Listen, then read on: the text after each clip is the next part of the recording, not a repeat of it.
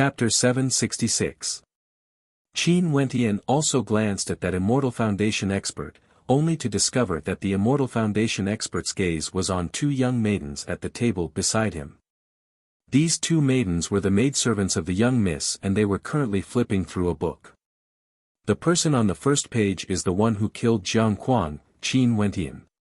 The reward for capturing him is the highest, and right now, the Cloud Tower of the Jiangling country has already disseminated the wanted poster to every city.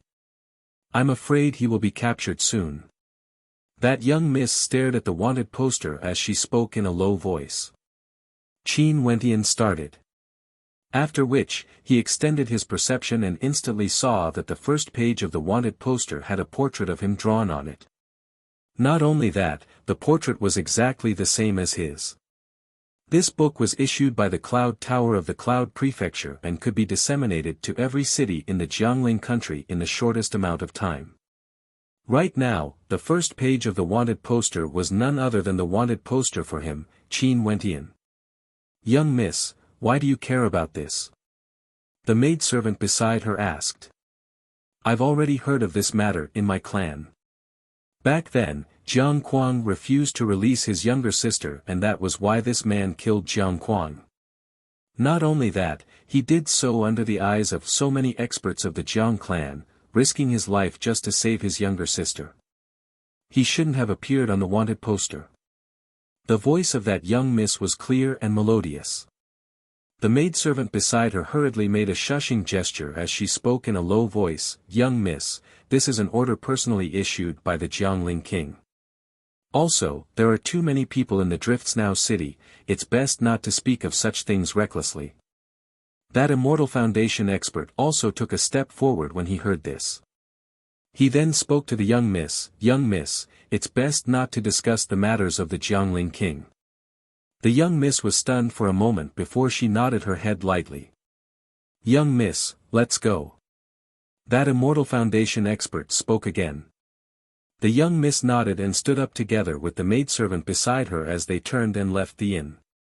Qin Wentian naturally heard the words of that Immortal Foundation expert. He didn't expect that there would actually be someone speaking up for him. Also, from their tone, that young miss seemed to be someone from the Jiangling king's manor. However, even the Jiangling king couldn't afford to antagonize the Jiang clan. Hence, the maidservant and the Immortal Foundation expert advised the young miss not to speak recklessly.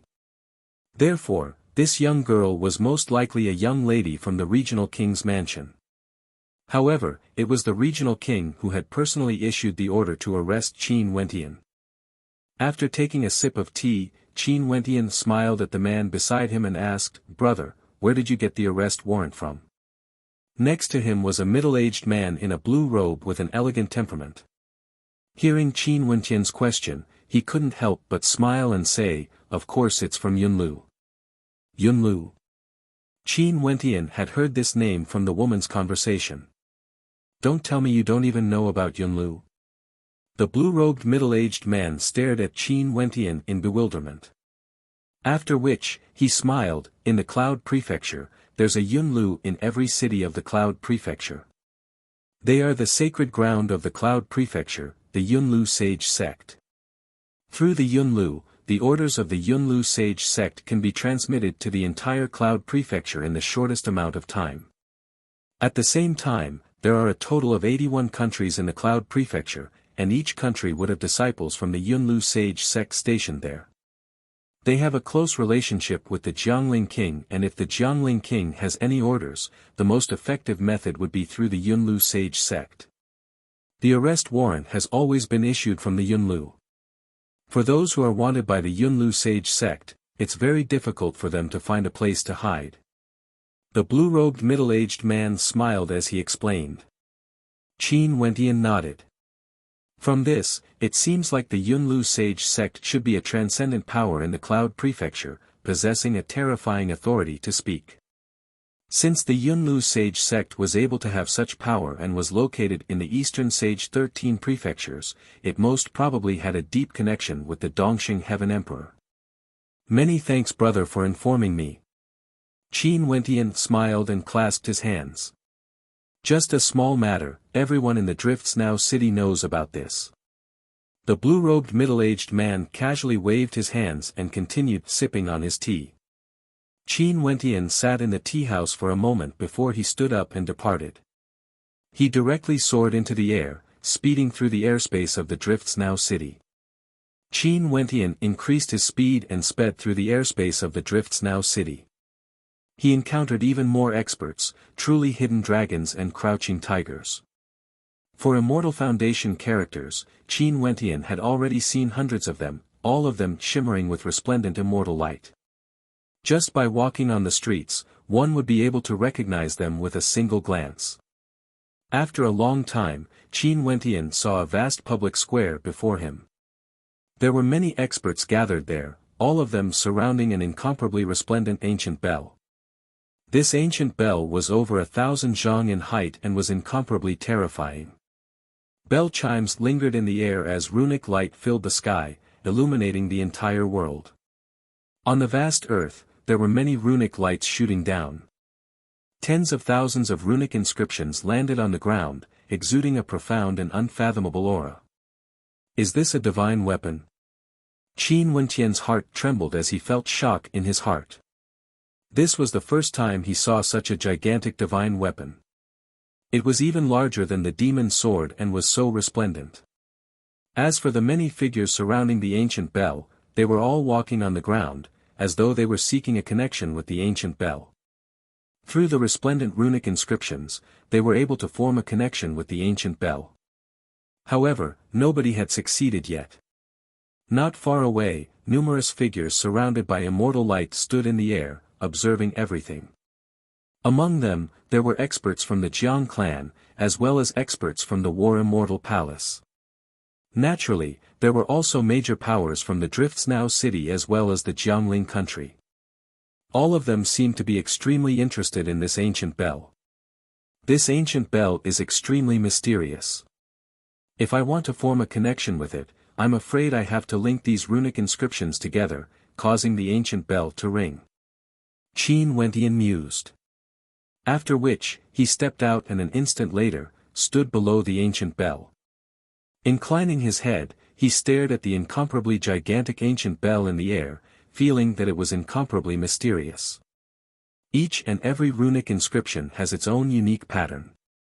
These intersecting runic inscriptions can form a mystical runic formation, causing the bell to resonate.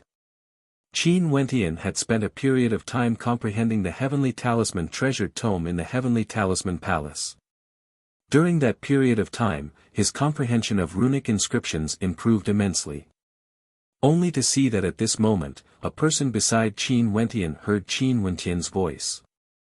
He turned his head and glanced at Qin Wentian as a look of disdain flashed in his eyes. You understand runic inscriptions? Qin Wentian stared at the other party. This young man exuded an extraordinary aura. His forehead was plump and his long hair draped over his shoulders. His eyes gleamed with a golden light, exuding a sense of sharpness. His eyes seemed to contain a powerful penetrative power, and when he stared at Qin Wentian, a faint sense of pressure could be felt. I know a little. Qin Wentian replied. However, a mocking smile appeared on the lips of the young man, as though he was mocking Qin Wentian for boasting shamelessly. The Tao of runic inscriptions is the true great Tao. Runic inscriptions represent the laws of the heavens and earth. If I'm not wrong, your cultivation base should only be at the third level of celestial phenomenon. You actually dare to say that you know a little about it? The young man calmly spoke. He was originally a disciple of one of the major powers of the Jiangling country, the Purple Flame sect. The Purple Flame sect was proficient in fire and weaponsmithing. Their disciples all had extremely high attainments in weaponsmithing. He isn't the only one who dares to boast shamelessly. Among the people here, there are many who don't even know what runic inscriptions are. Yet, aren't all of them speaking with fervor and assurance? Beside the young man, there was a young woman around the age of 25 or 26. Her eyes were long and narrow, exuding an unkind intent. Her mouth was very sharp and although she looked pretty good, it didn't look harmonious at all. Huh, you guys should be from the Purple Flame sect, right? The 9 ancient bells of the Drifts Now City all contain a marvelous energy within. Only an extremely rare few can sound them. The fame of the Purple Flame sect has already spread far and wide in the Jiangling country. There aren't many who can match up to them in terms of weaponsmithing. Today, I truly want to see if you guys can make this ancient bell chime. Someone at the side laughed uproariously. The 2 experts from the Purple Flame sect glanced over as they spoke. Disciples from the 9 Cold Peak of the Drifts Now City, you guys have resided in the Drifts Now City for a long period of time and should be very familiar with this ancient bell, right? Are you able to sound it? The ancient bell has a spirit, its transformations are unfathomable. The runic inscriptions on it are constantly changing, how could there be any pattern to it? No matter how familiar you are with it, it's still the same. It still depends on your attainments. The disciple from the 9 Cold Peak emotionlessly replied. I've long wanted to see the 9 Immortality bell for myself. Today is a good chance. At this moment, a group of silhouettes descended from the air, walking to the side of the ancient bell. They were none other than experts from the Jiang clan. 9 Immortality bell, don't ask immortals. Another voice drifted over. Not far away, a group of experts stood beside the experts from the Jiang clan. They were none other than experts from the Jiangling King Manor. One of them spoke. I'm sure everyone has long heard of the rumors regarding the 9 Immortality bell. Now that the immortal spirit has manifested, this is an opportunity that only appears once every 1,000 years. Chapter 767. The Drifts Now City had always been an extremely mysterious city. Its strength originated from a very long time ago. Once, the Drifts Now City was constructed by a supreme existence. He transformed the entire city into a divine weapon, and this city itself was a supremely powerful divine weapon that possessed unfathomable might. In fact, there were even rumors that the Drifts Now City had a weapon spirit. After that, after the master of the Drifts Now City died, the Drifts Now City gradually fell into silence. Until many years later, the weapon spirit would only manifest itself occasionally. Most of the time, it remained silent. But every time it manifested, it would be the period when the Drifts Now City summoned its master. The 9 Immortality bells were the protectors of the Drifts Now City. From ancient times until now, they had always been located within the Drifts Now City and had an incomparably long history. Every time the weapon spirit manifested itself, it would be a sign of the 9 Immortality bells appearing. The 9 Immortality bells were originally 9 divine weapons. There were also people who said that it was a complete divine weapon that was divided into 9 parts, becoming a type of test for the Drifts Now City. As long as one could communicate with the 9 Immortality bells, they would have a chance to unravel the secrets of the Drifts Now City. Hence, every time the 9 Immortality bells of the Drifts Now City appeared, experts from all over the Cloud Prefecture would gather here. This was especially so for those powerful weaponsmiths. It was said that only weaponsmiths could truly communicate with the 9 Immortality bells and obtain its recognition. But even after countless years, no one had truly unraveled the secrets of the Drifts Now City. However, the crowd had never given up. They continued to try, and in the process of every attempt, there would always be someone who gained a deep comprehension when communicating with the 9 Immortality bells, becoming a Grandmaster level character. The 9 Immortality bells, don't ask immortals. The 9 Immortality bells wouldn't react to Immortal Foundation experts. Only those below the Immortal Foundation realm would have a chance to communicate with the 9 Immortality bells. Naturally, a long time ago, there was another line behind this sentence. It was the 9 Immortality bells, the path of immortal ascension, becoming an immortal in a single step. No one knew the exact meaning of this line. Nobody had ever unraveled the secrets of the 9 Immortality bells before. Hence, no one knew the exact meaning behind this line. But generation after generation, all of them worked hard. More and more people gathered here. Other than the experts from the Jiang clan, the Purple Flame sect, 9 Cold Peak and other major powers, there were even experts from the other major powers of the Cloud Prefecture. As for the people of the Drifts Now City, they were all paying close attention to the 9 immortality bells. Countless people gathered in this area, their gazes never once left the bells. It said that every time the 9 immortality bells manifested, there would always be geniuses who were able to communicate with the bells, gaining a deep level of comprehension and undergoing a transformation. It was unknown which outstanding characters would appear this time around. That man is Jiang Yen from the Jiang clan, a genius weaponsmith of the younger generation. Not only that, his combat prowess is also extremely high. Right now, he's only in his 50s and has already broken through to the 8th level of celestial phenomenon. He's one of the elites among the younger generations of the Jiang clan, with outstanding talent. This time around, among those from the Jiang clan, Jiang Yen is one of them. From afar, there was someone who paid close attention to the situation here. This Jiang Yen is from the Jiang clan, a weaponsmithing genius of the younger generation. Not only that, his combat prowess is also extremely high.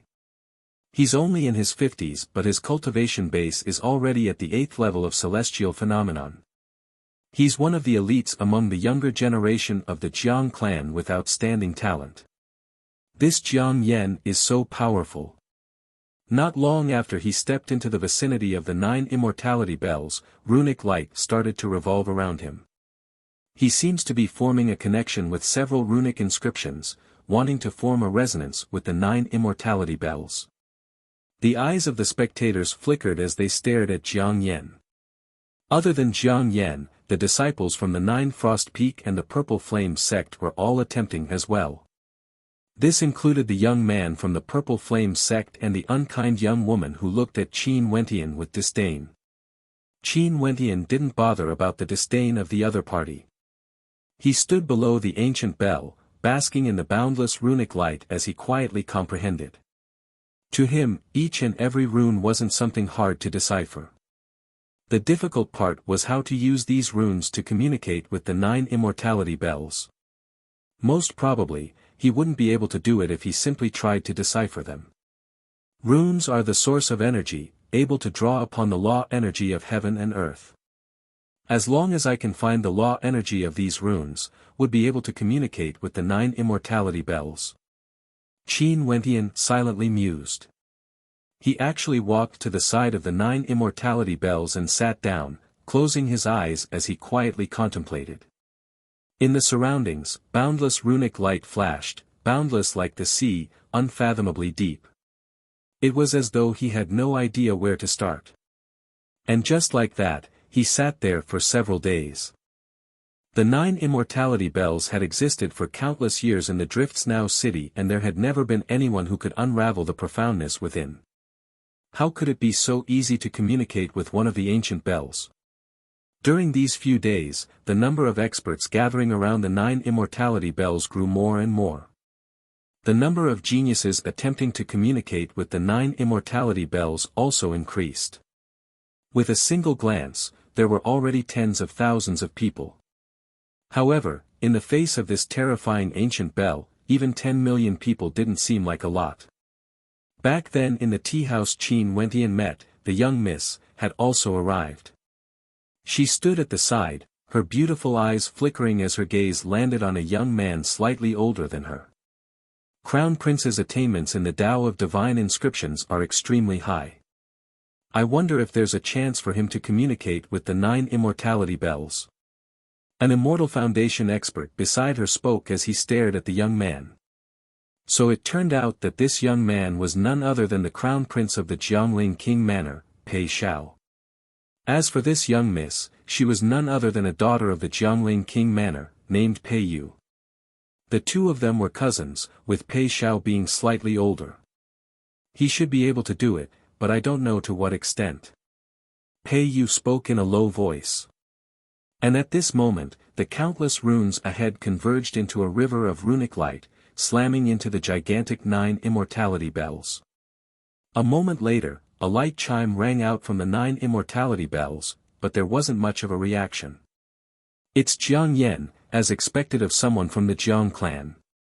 He managed to cause the 9 immortality bells to chime so quickly. He should have a chance to communicate with it. Direct attack. Qin Wentian mumbled. With an intention of his will, numerous runic lights flickered, but they seemed to be hidden within the boundless runic light. They didn't take form, but they continued squirming unceasingly, containing a tyrannical might within.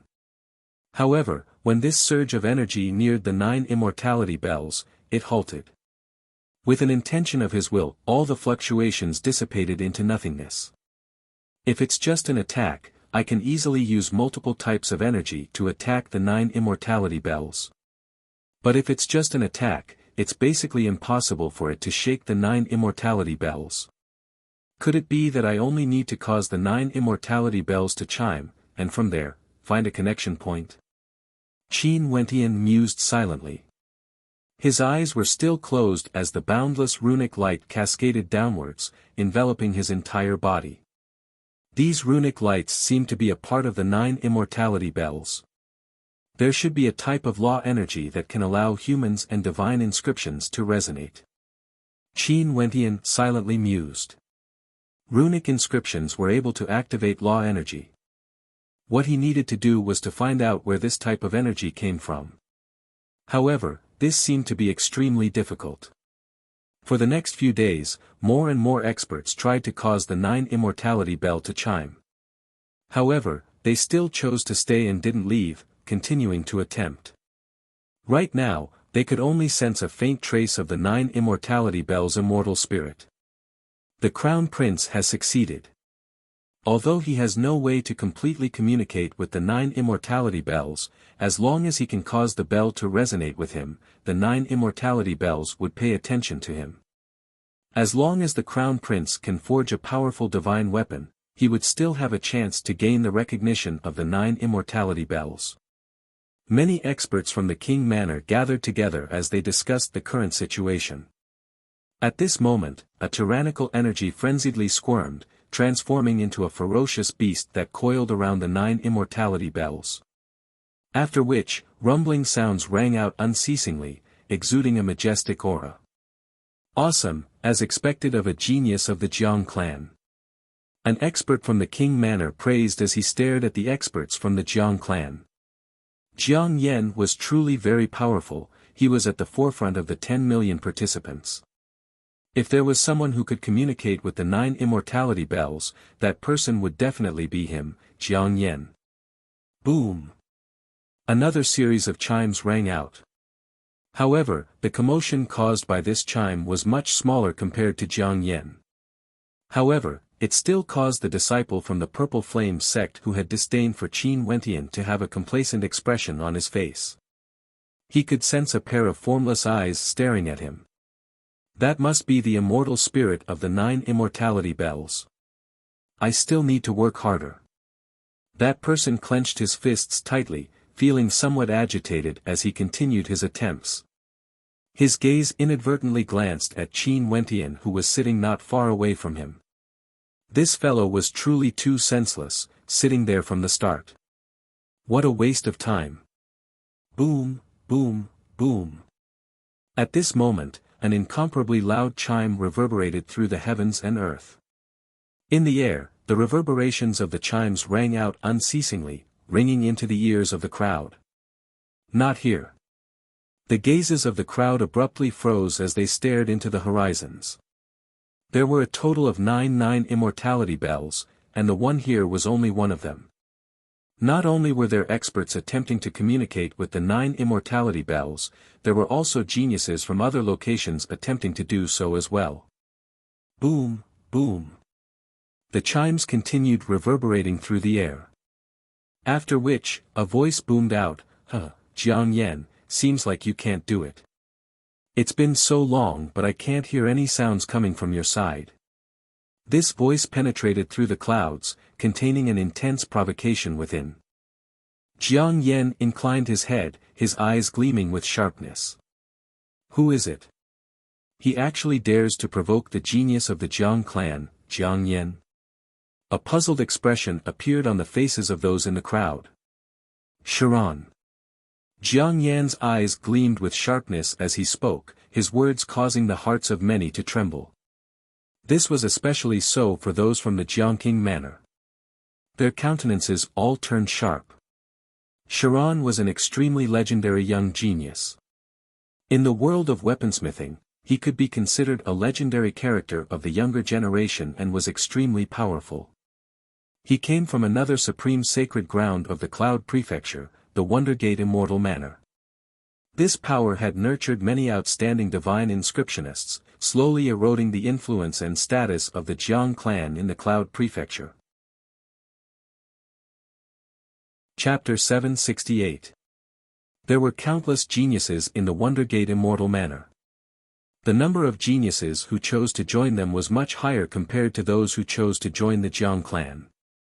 After all, the surname of the Jiang clan was Jiang and it was something passed down from generation to generation. But the Wondergate Immortal Manor was different. As long as you joined the Wondergate Immortal Manor, as long as your talent was high enough, you would have the chance to receive the best nurturing. But in the Jiang clan, you would never have as many resources as those with the surname Jiang. Hence, the rise of the Wondergate Immortal Manor was extremely quick. The Jiang clan, this so-called sacred ground for weaponsmithing, was already on the verge of collapse. The two powers fought openly and covertly, especially for the younger generations. They would always provoke each other when they met. Naturally, not only for the Wondergate Immortal Manor and the Jiang clan. In the Cloud Prefecture, the other major powers would also fight against each other. In the immortal realms where the wind of cultivation was extremely strong, this was an extremely normal thing. Only through competition would one be able to grow stronger and stronger. Jiang Yan's countenance turned incredibly unsightly when he heard Sharon's provocative words. After all, Sharon did indeed make the 9 immortality bells chime louder. His countenance turned solemn as he spoke in a low voice, "Sharon, it's still too early to say such words. In the end, it's still uncertain who would be the one to communicate with the 9 immortality bells." His voice rang out through the air, reverberating through the air. Everyone within a radius of a few hundred miles could hear it clearly, causing the hearts of many to tremble. Did the people of the Jiang clan and Sharon of the Wondergate Immortal Manor really start to fight? Jiang Yan, stop lying to yourself. If I can't communicate with the 9 immortality bells and cause its spirit to manifest, ascending to immortality in a single step, it's even more impossible for you to do so. You are already one step behind me. This one step is too far for you to cross. Sharon's voice rang out once more, causing the heavens and earth to tremble. Jiang Yan coldly spoke, arrogant. It's rumored that in order to communicate with the 9 immortality bells, one's weaponsmithing skill is still required. At that time, I want to see how you can compare to me. Boasting shamelessly. Why don't you let the 9 immortality bells chime out in all directions first before you talk about weaponsmithing? If not, the 9 immortality bells wouldn't recognize you. Sharon laughed maniacally. After that, his voice gradually faded, leaving behind Jiang Yan who had an unsightly expression on his face.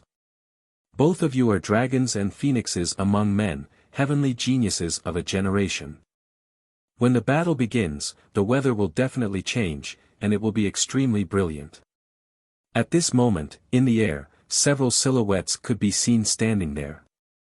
Many people inclined their heads only to see a middle-aged man standing at the very front. He had a smile on his face as he spoke. A few days later, Pei Tianyuan of my Jiangling country, will be the host. How about it?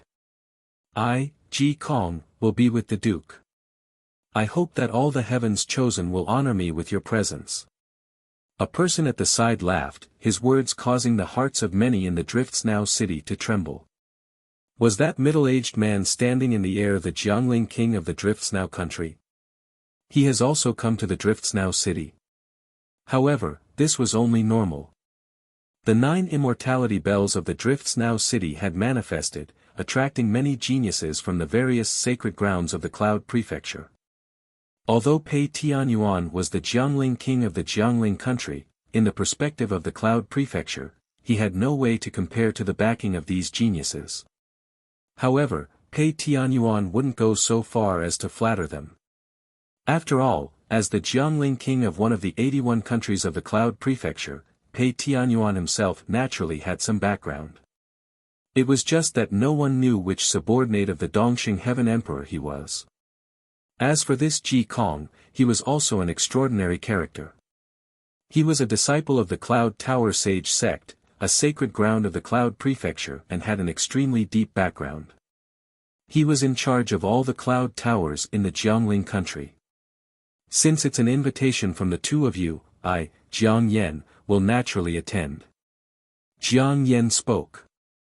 Earlier, the Jiangling king Pei Tianyuan and Ji Kong issued a warrant for Qin Wentian's arrest. Since the Cloud Tower issued the warrant, it could be considered that he owed them a favor. In addition to the fact that the Jiangling king had an extremely deep background, he naturally wouldn't reject. Since the Jiangling king and Tower Lord Ji have invited us, how can we reject? Sharon from the Wondergate Immortal Manor also spoke in a heroic manner, agreeing to attend the banquet.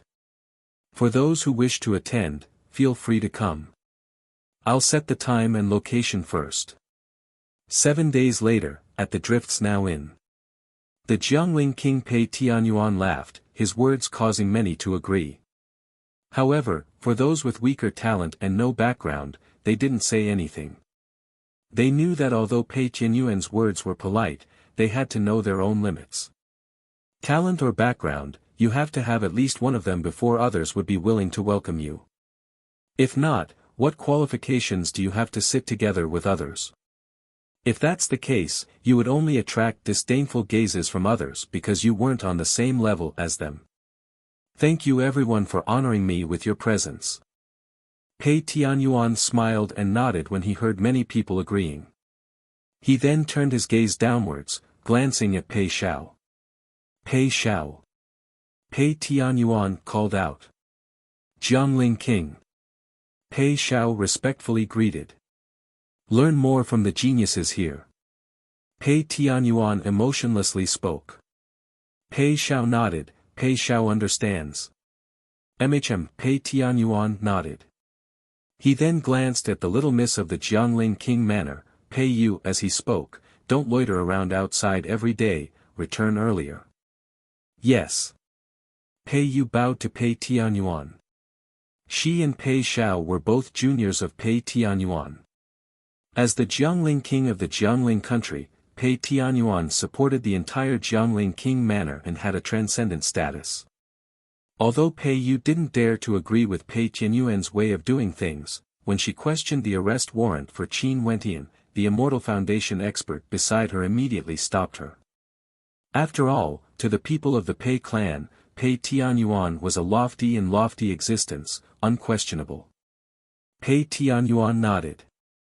After which, he and Ji Kong sped away, vanishing from sight in an instant. Qin Wentian had no way to see how they left. He could only say that the strength of the Jiangling king Pei Tianyuan was something he couldn't imagine. Most probably, Pei Tianyuan was a character with multiple layers of Immortal Foundation. After Pei Tianyuan left, everyone continued to bathe in the boundless runic light as they attempted to communicate with the 9 immortality bells. Regardless of participants or spectators, the number of spectators grew more and more. The news of what happened in the Drifts Now city circulated out, causing many experts of the Cloud Prefecture to head over to spectate. The number of people gathered in the Drifts Now city grew more and more. Experts were as common as the clouds, crouching tigers and hidden dragons. Even in the surroundings of the 9 immortality bells, there weren't enough seats left. Because there were too many people, it was extremely crowded. Many people came here purely to join in the fun. What a waste of time. Below the 9 immortality bells, a young woman with a cold and arrogant demeanor could be seen. Her eyes swept over the people in the surroundings, causing many to involuntarily retreat a few steps. The vast majority of people are only here to play. Let alone making the 9 immortality bells ring, most probably they don't even have the ability to inscribe low-level divine inscriptions. A young man at the side laughed. They were also from outside the Cloud Prefecture and weren't from the Jiangling country. They were from a major power in the Cloud Prefecture, the Seven Sword Sect. The people of the Seven Sword Sect were proficient in sword-type astral souls. The majority of them had sword-type astral souls and were extremely powerful. The young man and woman who spoke both had ancient swords strapped on their backs. The sword hilts were inscribed with a unique diagram of 7 swords. As long as one was experienced and knowledgeable, they would be able to identify them with a single glance. The disciples of the Purple Flame sect naturally knew what was good and bad. The young man from the Purple Flame sect who insulted Qin Wentian earlier walked over and politely asked, "Are the two of you disciples of the Seven Sword sect?" "Who are you?" The young woman glanced at him as she emotionlessly asked. "I'm Xian Zhu from the Purple Flame sect. It's my honor to be able to meet a genius from the Seven Sword sect." That young man respectfully replied. One of his junior apprentice sisters also walked over. Not long ago, she was still extremely arrogant, but now, she was extremely polite. Seems like there are many elites among those who came to the Drifts Now city. Even the geniuses from the Seven Sword sect are here. The countenance of the arrogant young woman from the Seven Sword sect was as cold as ever. She calmly replied, "The Purple Flame sect should be a weaponsmithing power, right? This place is so noisy and there's almost no space left. Do you guys still have the peace of mind to comprehend and communicate with the 9 immortality bells?" It's true, but no matter where we go, there would always be people who think they're infallible and come here to join in the fun. For example, that young man over there. When I first saw him, he was already sitting there. Now that a few days have passed, he's still the same, acting as though he can really communicate with the 9 immortality bells. How shameless. Xian Zhu pointed to Qin Wentian in the crowd as he spoke. Qin Wentian had always been in a state of silence, isolated from the outside world. He was quietly communicating with the 9 immortality bells, trying to comprehend his own laws. However, in the eyes of others, this wasn't the case at all. In that case, why don't you drive some of them away? The arrogant young woman coldly spoke, her words causing Xian Zhu to freeze. After which, he only saw a few experts from the Seven Sword sect unleashing boundless sword might as they coldly snorted, "Those who can't communicate with the 9 immortality bells, leave this place immediately. If not, don't blame us for being merciless." As the sound of his voice faded, sword chi gushed forth in the air. The terrifying sword might instantly stunned many people. Many people stared at them as someone spoke in a low voice, "It's the disciples of the Seven Sword sect." The Seven Sword sect is an extremely tyrannical power in the Cloud Prefecture. Many people discussed. After which, many people started to leave. Although they felt depressed in their hearts, there was nothing they could do. This was strength. The strength of the other party was there for all to see, what else could they do? Even if they were expelled, they could only leave. The people from the Seven Sword sect were extremely arrogant. Everywhere their swords passed by, the threat they posed was immense. "What are you guys still standing there for? Do you want to leave as well?" The icily arrogant young woman glanced at Xian Zhu from the Purple Flame sect. Xian Zhu nodded his head as he spoke, "For those who don't have the ability to communicate with the 9 immortality bells, just leave this place." After speaking, his gaze swept over the crowd only to see that Qin Wentian was still sitting cross-legged there. His eyes involuntarily flickered with coldness as he walked towards Qin Wentian. A violent aura gushed forth as he ferociously gushed forth. Right now, Qin Wentian was at the most crucial moment. He could faintly sense the source of that formless law energy. Tens of thousands of formless runic lights were flowing about, and if there were any supreme experts here, they would discover that at this moment, the runic lights in this space seemed to be flowing in a mystical rhythm, revolving around the 9 immortality bell. Chapter 769. Qin Wentian had no distractions in his heart. Even when Xian Zhu's tyrannical aura pressed down on him, Qin Wentian didn't sense it at all. In his consciousness, the boundless runic light coalesced into a single entity, circulating around the 9 immortality bell. A terrifying bell chime rang out, causing his body to tremble violently. His consciousness seemed to have entered the 9 immortality bell and he saw a blurry space. Faintly, a pair of eyes could be seen staring at him. At the same time, Qin Wentian also felt a mysterious energy. It felt like at this moment, he could easily cause the 9 immortality bell to chime with just a single thought. However, from Xian Zhu's perspective, Qin Wentian's body was trembling because of the pressure he exuded. At this moment, the number of people in this space decreased unceasingly. Those who were in the surroundings of the 9 immortality bell were chased away by those from the 7 sword sect. However, for those truly powerful characters, they still didn't leave. Those from the 7 sword sect were also intimidating them. In such a situation, when Xian Zhu saw that Qin Wentian was still quietly sitting there, a cold killing intent flickered in his eyes. Not knowing the immensity of death, Xian Zhu coldly spoke. Those from the 7 sword sect also came to join in the fun. At this moment, a voice rang out, drifting over together with the chimes of the bell. It was none other than Sharon's voice. It was as though nothing here could escape the eyes of Sharon, who was in another dimension. Sharon. The icily arrogant female from the 7 sword sect inclined her head and stared at the air as her expression turned heavy. She was no longer as arrogant as before. Evidently, Sharon was a character she couldn't ignore. In fact, she had to treat him with great importance. Jiang Yen was already a heaven chosen of the Jiang clan. But Sharon and Jiang Yen were communicating with the 9 immortality bell together. Being able to gain an advantage against Jiang Yen, one could tell how extraordinary Sharon was. Among the younger generations of the Cloud Prefecture, Sharon was quite famous. Sharon snorted coldly. Xian Zhu paused for a moment before he continued walking towards Qin Wentian. A powerful aura gushed forth from him as he coldly spoke, "You still haven't scrammed? You truly don't know the immensity of death." As soon as he finished speaking, his palm slashed towards Qin Wentian's body. In the surroundings, the sword chi was still laughing maniacally. The experts of the 7 sword sect were still expelling the others. At this time, Qin Wentian frowned slightly, seemingly showing a touch of displeasure. His eyelashes trembled. Abruptly, Qin Wentian's eyes opened.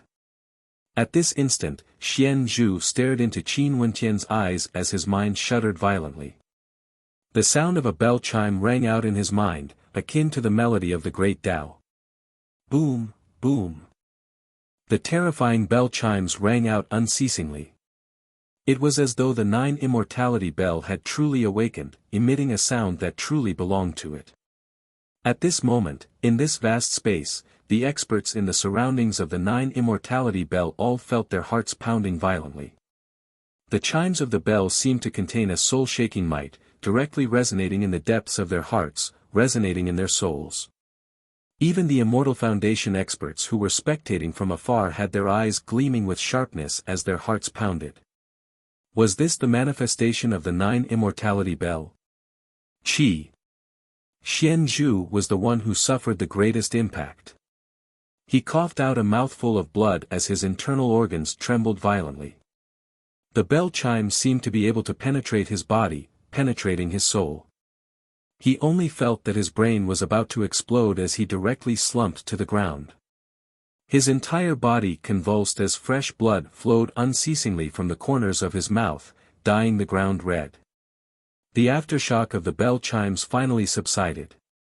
The light in Qin Wentian's eyes returned to its usual calmness.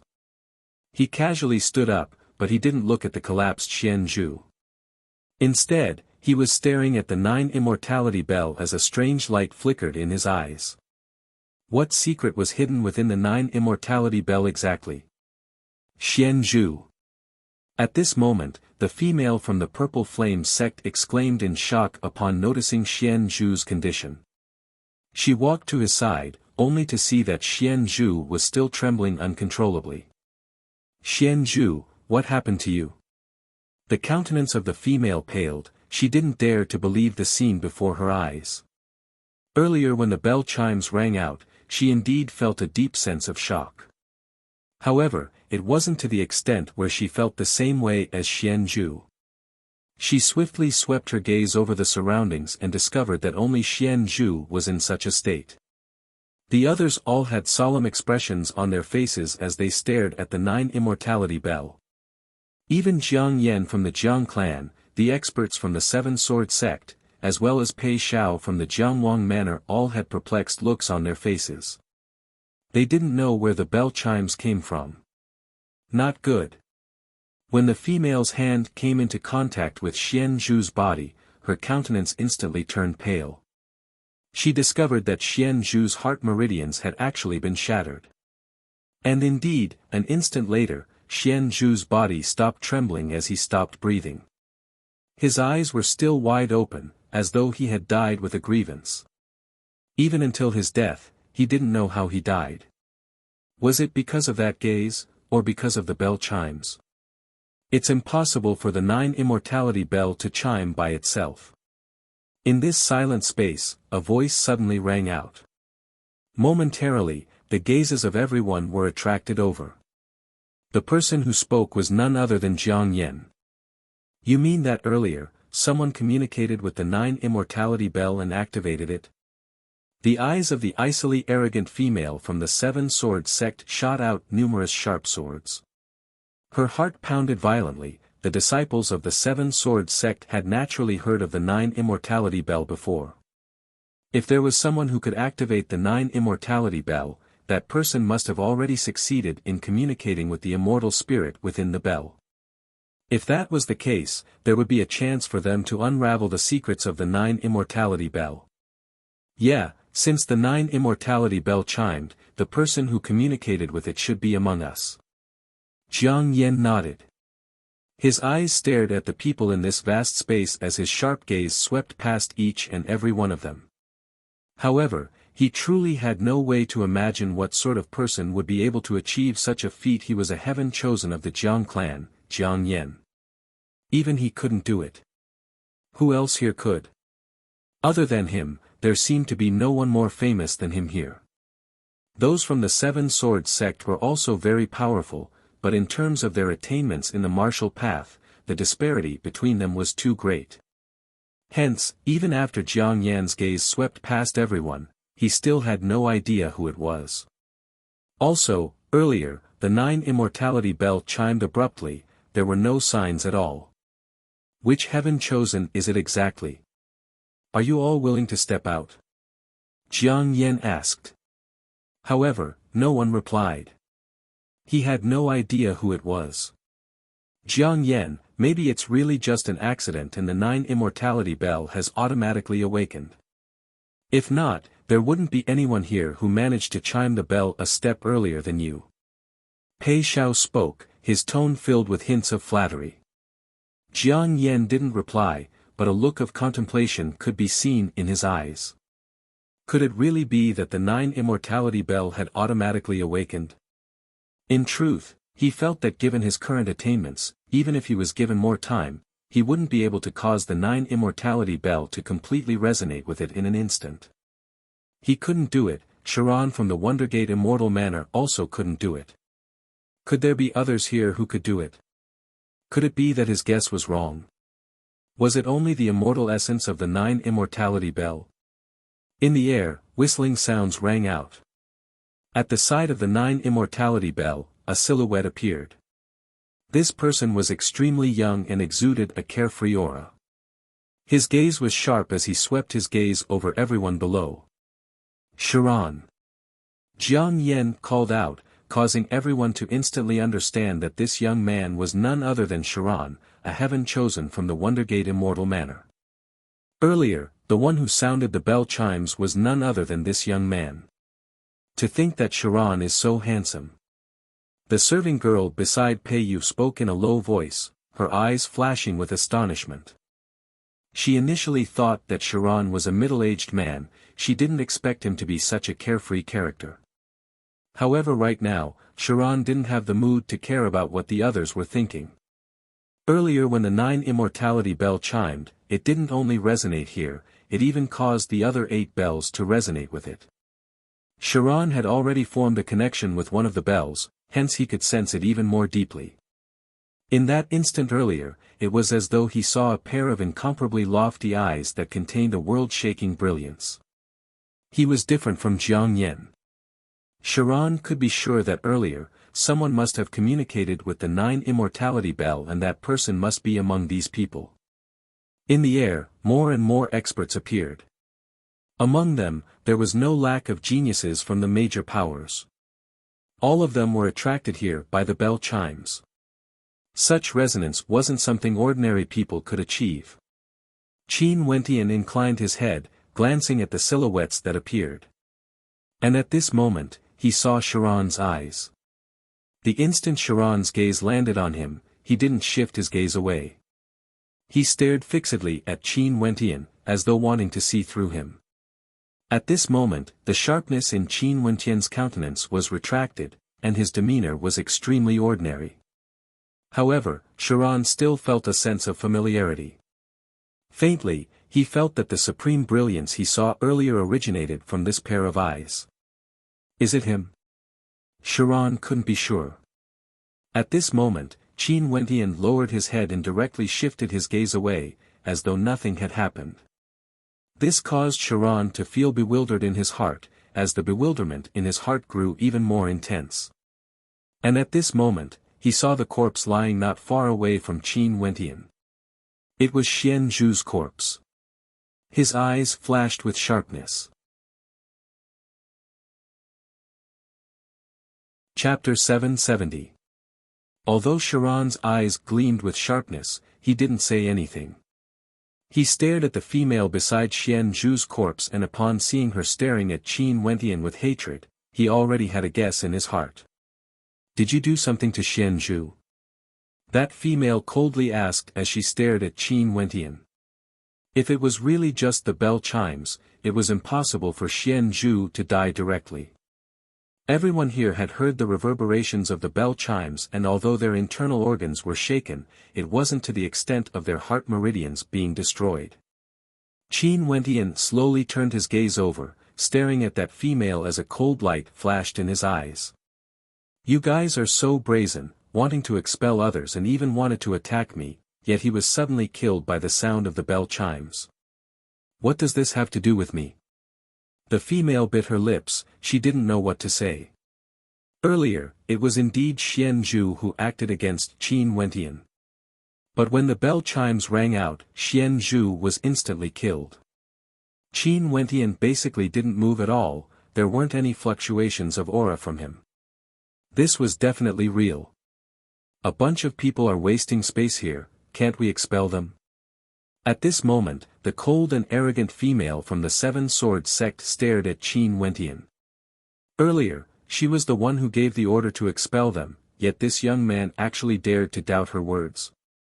How impudent! We are wasting space. A cold smile of disdain appeared on Qin Wentian's face. Hearing your words, those who don't know might really think that you are capable of causing the bell chimes. How laughable! After speaking, Qin Wentian no longer glanced at the icily arrogant young woman from the Seven Sword sect. As the sound of his voice faded, that young woman took a step forward as sword chi gushed forth like a raging tempest, extremely terrifying to the extreme. It felt as though the sword chi alone could tear people apart, shredding them into 1,000 pieces. Qin Wentian naturally could feel the immense pressure from the sword chi. His opponent's cultivation base was at the 7th level of celestial phenomenon and could already be considered an extremely powerful character. Nyan. At this moment, Chiron, who was in the air, spoke. His eyes stared at the icily arrogant female from the Seven Sword sect. Evidently, he knew of her existence as well. This Nyan was also an extremely famous character in the Seven Sword sect. They were both geniuses of the younger generation of the Cloud Prefecture, and although they were separated by a great distance, they knew of each other. Nyan inclined her head, staring at Sharon. The others aren't wrong. Why are you, a sword cultivator, here to join in the fun and say that others are wasting space? Could it be that you can ring the bell? Sharon smiled faintly as he spoke. His eyes glowed with a faint golden light, giving off a unique sense of sharpness. My business has nothing to do with you. Nyan replied in a low voice. Her tone was clearly not as cold and arrogant as when she was talking to Qin Wentian. Although she still maintained her cold demeanor, she had lost some of her previous imposing manner. This was because she was facing a different person. If an immortal king was facing an Immortal Foundation character, his aura would naturally be high and mighty, unexcelled in the world. But if he was facing an immortal emperor, would he still dare to display any arrogance? Most probably, he would only be filled with respect. Hence, even if it was the same person, when facing different people, his aura would still change according to his attitude. It has nothing to do with me. But this place is the Drifts Now city and not the Seven Sword Sect. Since everyone from the Cloud Prefecture is here to attempt to communicate with the 9 immortality bells, could it be that you know who is capable of doing so and who isn't? If you can't do it yourself, what qualifications do you have to expel others? Sharon's tone grew stronger and stronger. The aura radiating from his eyes grew even more domineering, truly pressing down on others. Under this aura, the icily arrogant Nyan's aura was clearly much weaker. She had no way to contend against Sharon and could only snort coldly, not saying anything. Sharon stepped out and landed on the ground. Qin Wentian stared at him, and upon seeing that Sharon was also looking at him, a carefree smile appeared on his face. Many thanks. What are you thanking me for? Sharon's eyes flickered with a meaningful smile. Sharon from the Wondergate Immortal Manor.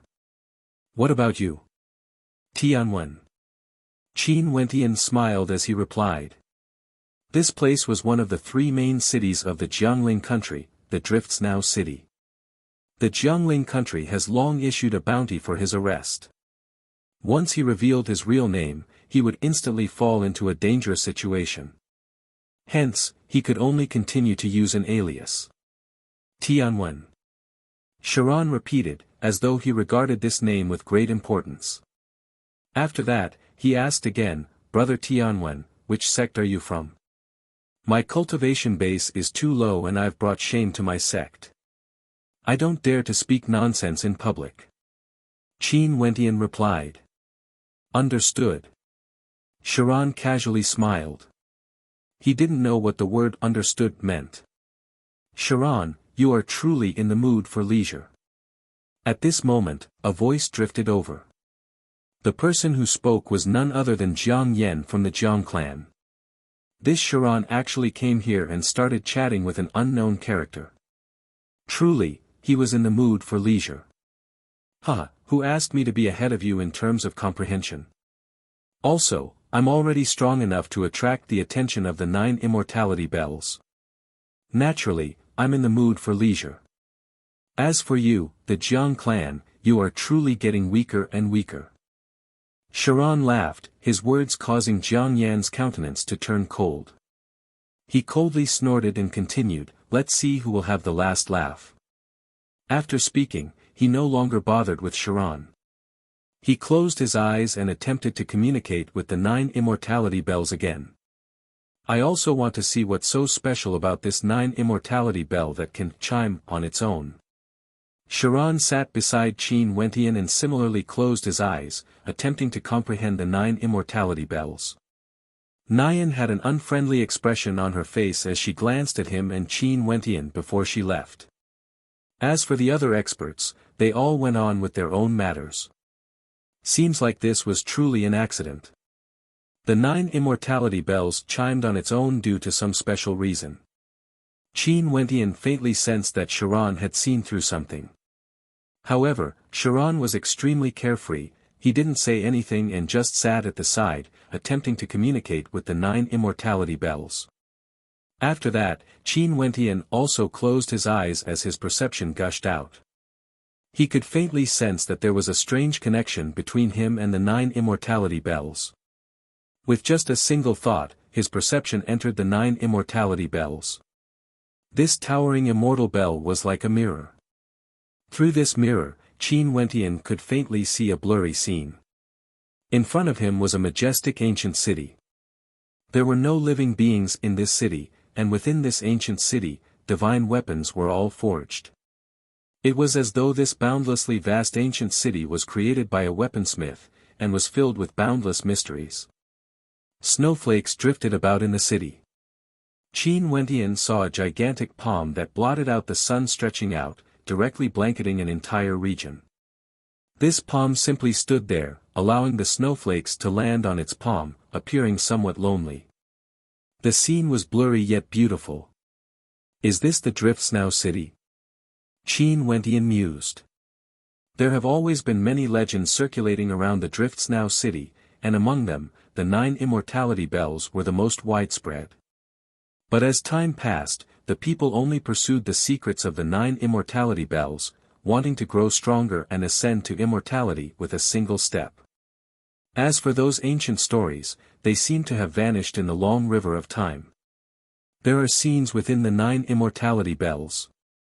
In that case, should I communicate with all 9 bells before I can unravel the complete secret? Qin Wentian mused. Unknowingly, a few days passed. The Jiangling king would be hosting a banquet in the Drifts Now in today. Many geniuses gathered in groups of 3 to 5, heading towards the Drifts Now Inn. Sharan opened his eyes and halted his cultivation. He glanced at Qin Wentian beside him as he spoke in a light voice, "Brother Tianwen." Qin Wentian opened his eyes and stared at Sharan. Today, the Jiangling king Pei Tianyuan is hosting a banquet. How about you and I go together? Sharan invited Qin Wentian. I won't be going. Qin Wentian shook his head. The Jiangling king had already issued a warrant for his arrest. Why would he go and participate in his banquet? Since I have nothing better to do, I might as well go and take a look at the geniuses of the Jiangling country. In addition, Brother Tianwen, this time around, there are many experts from the major powers of the Cloud Prefecture who came to the Drifts Now city. An example would be my Wondergate Immortal Manor, as well as the Jiang clan of Jiang Yen. All of them are considered to be peak powers of the Cloud Prefecture. There's no harm in going to such a banquet. Who knows, you might even be able to make some friends. I can introduce some to you. Sharan persuaded, sounding extremely passionate. Qin Wentian's countenance flickered as he stared at Sharan. Brother Tianwen, the legend of the 9 immortality bells has existed for a very long time. Many years ago, there were many experts who came here wanting to decipher it but to no avail. Although I, Sharan, am extraordinary, I can faintly sense that the secret of the 9 immortality bells would be extremely difficult for me to unravel. However, I do hope to be able to witness someone being able to do so. Sharan stared at Qin Wentian's eyes as a smile appeared on his face. He transmitted his voiceover. If the person who can decipher this legend is a friend of mine, it would naturally be a matter of great honor. Haha. Although Sharan's words were vague, how could Qin Wentian not understand? Sharan should have already confirmed that the reason why the bell chimes rang out that day was because of him, Qin Wentian. Now, he only wanted to make friends with him. Okay, let's go for a walk then. Qin Wentian smiled. After that, he stood up. Upon seeing this scene, Sharan also smiled. Let's go. The Drifts Now Inn is a marvelous sight in the Drifts Now city. Even just looking at it would be a delightful thing. As the two of them spoke, they stepped out at the same time, moving in the direction of the Drifts Now Inn. The Drifts Now Inn didn't refer to a simple building but rather, it was a cluster of buildings. With a single glance, the white snow drifted about, causing the buildings to be covered in a layer of silver. This cluster of buildings had a flight of stairs leading up to it. Beautiful ancient trees could be seen on both sides, with plum blossoms blooming amidst the drifting snow. It was like a flight of stairs in a snowy country, extremely beautiful. On the stairs, there were countless experts walking about, chatting and laughing. All of them were deeply impressed by the beauty of this place. Sharon and Qin Wentian also walked up the stairs. Upon seeing this marvelous sight, Qin Wentian sighed, "This scenery is countless times more beautiful compared to the paintings." Indeed, the Drifts Now Inn is built on the snowy mountain range. For those who cultivate in the snow attribute laws, they would often come here to comprehend and cultivate. They would often forget to return home, attracted by the beauty of this place. Sharon nodded. "I heard that the love story between the Drifts Now Master and Immortal Jade originated from this place." In front of Qin Wentian, a gentle voice rang out, filled with yearning. "Yeah, this place is truly beautiful. Little miss, how good would it be if we could stay here for a long time in the future? Seems like females love beautiful scenery even more than us." Sharon laughed when he saw this scene. The two in front turned and Qin Wentian nodded to the young miss. This young miss was none other than Pei Yu, whom he had met once in the tea house. She was the young miss of the Jiangling King Manor. Chapter 771. Pei Yu turned her head and smiled sweetly at Sharon and Qin Wentian. She then spoke in a light voice, "I naturally like beautiful things. I've long heard of the name Sharon from the Wondergate Immortal Manor, but I didn't expect him to be such a carefree character." After speaking, Pei Yu turned to Qin Wentian and spoke, "I think we met before in the tea house." Qin Wentian nodded. At the same time, Sharon replied, "The snow is beautiful, the person is beautiful as well. May I ask for young lady's name?" "Pei Yu." The female replied in a light voice. "Someone from the Jiangling King Manor?" Sharon asked. The surname, Pei, the first thing he thought of was the Jiangling King Manor. After all, the Drifts Now city originally belonged to the main city of the Jiangling country, and today, the Jiangling King Pei Tianyuan was hosting a banquet. Pei Yu replied. Qin Wentian already knew about this and naturally didn't feel strange. "This is Brother Tianwen, we just met not too long ago." Sharon introduced Qin Wentian only to see Qin Wentian staring at Pei Yu as he curiously asked, "Earlier Miss Pei Yu, you mentioned the Drifts Now Master and Immortal Jade. Who are they?" "This is the most ancient legend of the Drifts Now city. Let's talk as we walk." Pei Yu saw that there were more and more people ascending the staircase. It naturally wouldn't be good for her to remain still. Sharon and Qin Wentian walked up as the four of them walked shoulder to shoulder. Pei Yu then spoke, "This legend has already been gradually forgotten by the masses because the gazes of everyone were only focused on the secret within the 9 immortality bells. Also, I only managed to stumble upon it by chance in the ancient records of the Jiangling King Manor. Hence, I came to the Jiangling country to investigate this story. It's rumored that a very long time ago, there was no such thing as the Drifts Now city. There was only the Drifts Now Inn, and it was the place where the Drifts Now Master and Immortal Jade fell in love. The two of them were extremely fond of each other and had the same ambition, to become a peak-level weaponsmith grandmaster. Both of them had a crazy obsession towards weaponsmithing and unceasingly pursued higher attainments. Back then, the reason why the Drifts Now Master could woo Immortal Jade was because he defeated her in weaponsmithing. Pei Yu's voice was gentle and very pleasant to listen to. This kind of tone seemed to be extremely suitable for narrating ancient legends. After the two of them fell in love, they became companions and sparred with each other. Immortal Jade had always wanted to defeat the Drifts Now Master, but she had never succeeded before. There was once when Immortal Jade asked the Drifts Now Master if he would be willing to give up his life for the sake of forging a perfect divine weapon. The Drifts Now Master shook his head and told Immortal Jade that he would only give up his life for her. However, this romantic reply didn't make Immortal Jade happy. Because she was unable to do it herself. In her heart, she discovered that she had placed weapon forging at a supreme position, higher than her own life, higher than the Drift's now master.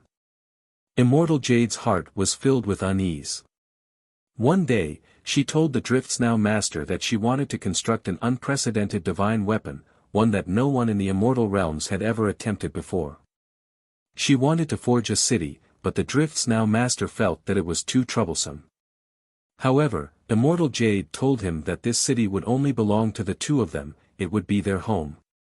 Hence, the Drift's now master began to roam the immortal realms, collecting materials that ordinary people couldn't even imagine. The Drift's now master and Immortal Jade started their forging process, attempting to forge an immortal-ranked weapon that no one in the immortal realms had ever attempted before. The two of them spent 10,000 years to gather the materials, and another 1,000 years to forge the immortal-ranked weapon. And just when Immortal Jade was in wild joy, an expert came knocking on their door, asking for the immortal-ranked weapon they forged. The two of them refused and a great battle ensued. In this battle, although they defeated their opponents, both of them were injured. However, what made Immortal Jade unable to accept the most was that the immortal-ranked weapon they forged had no way to unleash its full potential in battle. Immortal Jade was on the brink of collapse. She then asked the Drift's now master if he was willing to use his life to forge an immortal-ranked weapon. The Drift's now master's reply was the same as before, he wasn't willing. What he wanted the most was to accompany her. From then on, Immortal Jade no longer cared about the Drift's now master and wanted him to leave the Drift's now city they forged together. The Drift's now master could only sigh in his heart and leave for a period of time, waiting for Immortal Jade to change her mind. However, this departure was like an eternal farewell.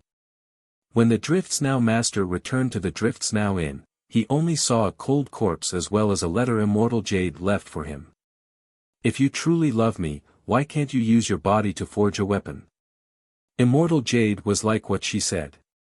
For the sake of forging a weapon, she was willing to give up her life. She did indeed do so, but the ending was failure and she even gave up her life. Before her death, she left with a grudge against the Drift's now master. She viewed weaponsmithing as more important than her own life, but the Drift's now master didn't. After reading that letter, the Drift's now master's hair turned white overnight. He sat in the Drift's now inn for 3 years without moving. 3 years later, he rose and buried Immortal Jade. At the same time, he used his body as a sacrifice to forge a city to bury Immortal Jade. The Drift's now master used his own flesh and blood to fuse into the Drift's now city. He used his soul to fuse with the 9 immortality bells, allowing this city to be forged from his own flesh and blood. When he missed Immortal Jade, the bells would chime. He wanted the Drift's now inn to be covered in snow all year round, and every single snowflake that fell was his tears. The Drift's now master completed Immortal Jade's dying wish. He used his own life as a sacrifice to forge a peerless immortal-ranked weapon, an entire city. However, it wasn't because he viewed weaponsmithing as more important than his own life. Rather, it was because he wanted to fulfill the promise he made to Immortal Jade in the past. He would only give up his own life for Immortal Jade. He used his own life to forge a weapon, not for the sake of weapon forging, but for the sake of protecting Immortal Jade's withered body in the Drift's now city forever. Pei Yu's voice drifted along with the snowflakes as she narrated this poignant story. Sharon and Qin Wentian were both in a daze. Was there really such a poignant love story? Using his flesh and blood to fuse with the city to protect Immortal Jade's body. Using his soul to fuse with the bells. When he missed Immortal Jade, the bells would chime. Every single snowflake that fell from the sky was his tears. Is this legend true? Sharon sighed deeply. Their footsteps were very slow, as though they were still immersed in the poignant and beautiful ancient legend. I have no idea as well.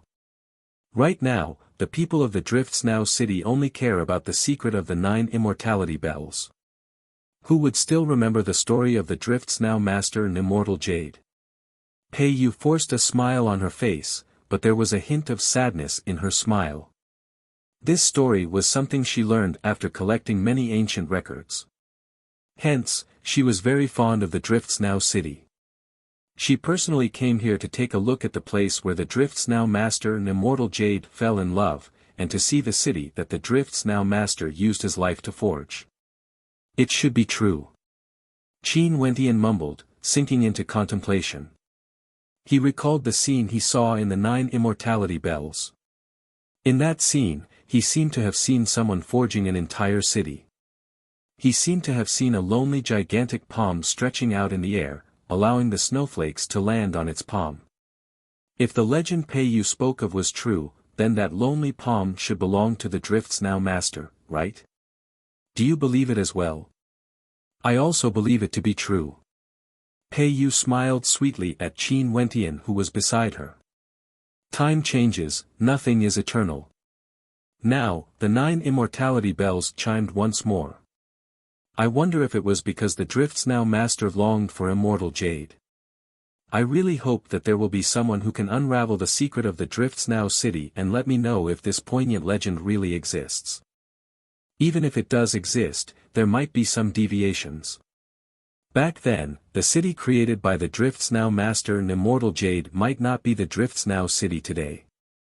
Maybe, this city is many times larger compared to the one back then. Sharon smiled. Although he was also a weaponsmith and had an intense obsession, he was still filled with admiration for Immortal Jade. She was actually willing to sacrifice her life for the sake of weaponsmithing. Naturally, he admired the Drifts Now master even more. The Drifts Now master wouldn't disregard his life for the sake of weaponsmithing. If he had to sacrifice himself, he would only do so for Immortal Jade. Maybe. Pei Yu spoke in a low voice. As the few of them conversed, they already arrived at the Drifts Now inn. After passing through the staircase, there were numerous snowy pavilions and a banquet already prepared. Many people had already arrived. If one stared further into the distance, they would be able to see numerous snowy mountains. These snowy pavilions and palaces could be said to be of uncanny workmanship. It was simply too beautiful.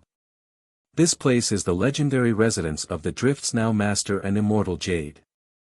It's said that this place has always been like this and has never changed. But now, it has already become the temporary residence of the Drifts Now city lord. Pei Yu introduced. The location of the banquet hosted by the Jiangling king was naturally the temporary residence of the Drifts Now city lord. After all, the Drifts Now city lord was a subordinate of the Jiangling king. When Sharon walked up, the gazes of several people landed on him. After all, among those who came to the Drifts Now city this time around, Sharon's fame was extremely great. He was a heaven chosen from the Wondergate Immortal Manor and his status was definitely at the highest level. After surveying Sharon, the gazes of the crowd involuntarily turned to the people beside Sharon. Qin Wentian, Pei Yu and Pei Yu's serving girl. When he saw Pei Yu, a warm smile flickered in Pei Tianyuan's eyes. He then spoke, Pei Yu, why did you come here together with Sharon? Coincidentally, we met on the way here and decided to travel together. Pei Yu bowed as she replied. Sharon also smiled, Jiangling King, I'm already friends with Miss Pei Yu. She should be someone from your Jiangling King's manor, right? She's very outstanding. Many thanks for noble nephew's praise. Quickly take a seat. Since you and Pei Yu are already friends, let Pei Yu sit together with you and chat. Pei Tianyuan straightforwardly spoke. What sort of character was he? Since Sharon and Pei Yu's relationship wasn't bad, he naturally wanted to make good use of it, allowing the two of them to get closer. In that case, he would also be able to make another friend. Although Sharon currently wasn't important enough for him, as a heaven chosen from the Wondergate Immortal Manor, Sharon's future potential was unknown. Maybe he would be mediocre, but there was also a possibility that he would soar to the skies.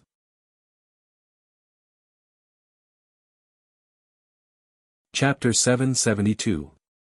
Pei Tianyuan pointed to a spot not far away from him, indicating to Sharon and Pei Yu. However, there were only 2 people there. However, Sharon's group had 4 people. Even if Pei Yu's serving girl was removed, Sharon, Pei Yu, and Qin Wentian were still 3 people. Sharon glanced at them, then shook his head. Let's find another place to sit. Yes, over there. Pei Yu pointed in a direction. The seat in the middle didn't seem to match Sharon's status. Hence, Pei Tianyuan replied, how can this do? I still wish to have a good chat with noble nephew Sharon. Since there's not enough space, Pei Xiao, please step aside. Pei Xiao was sitting right next to those 2 seats.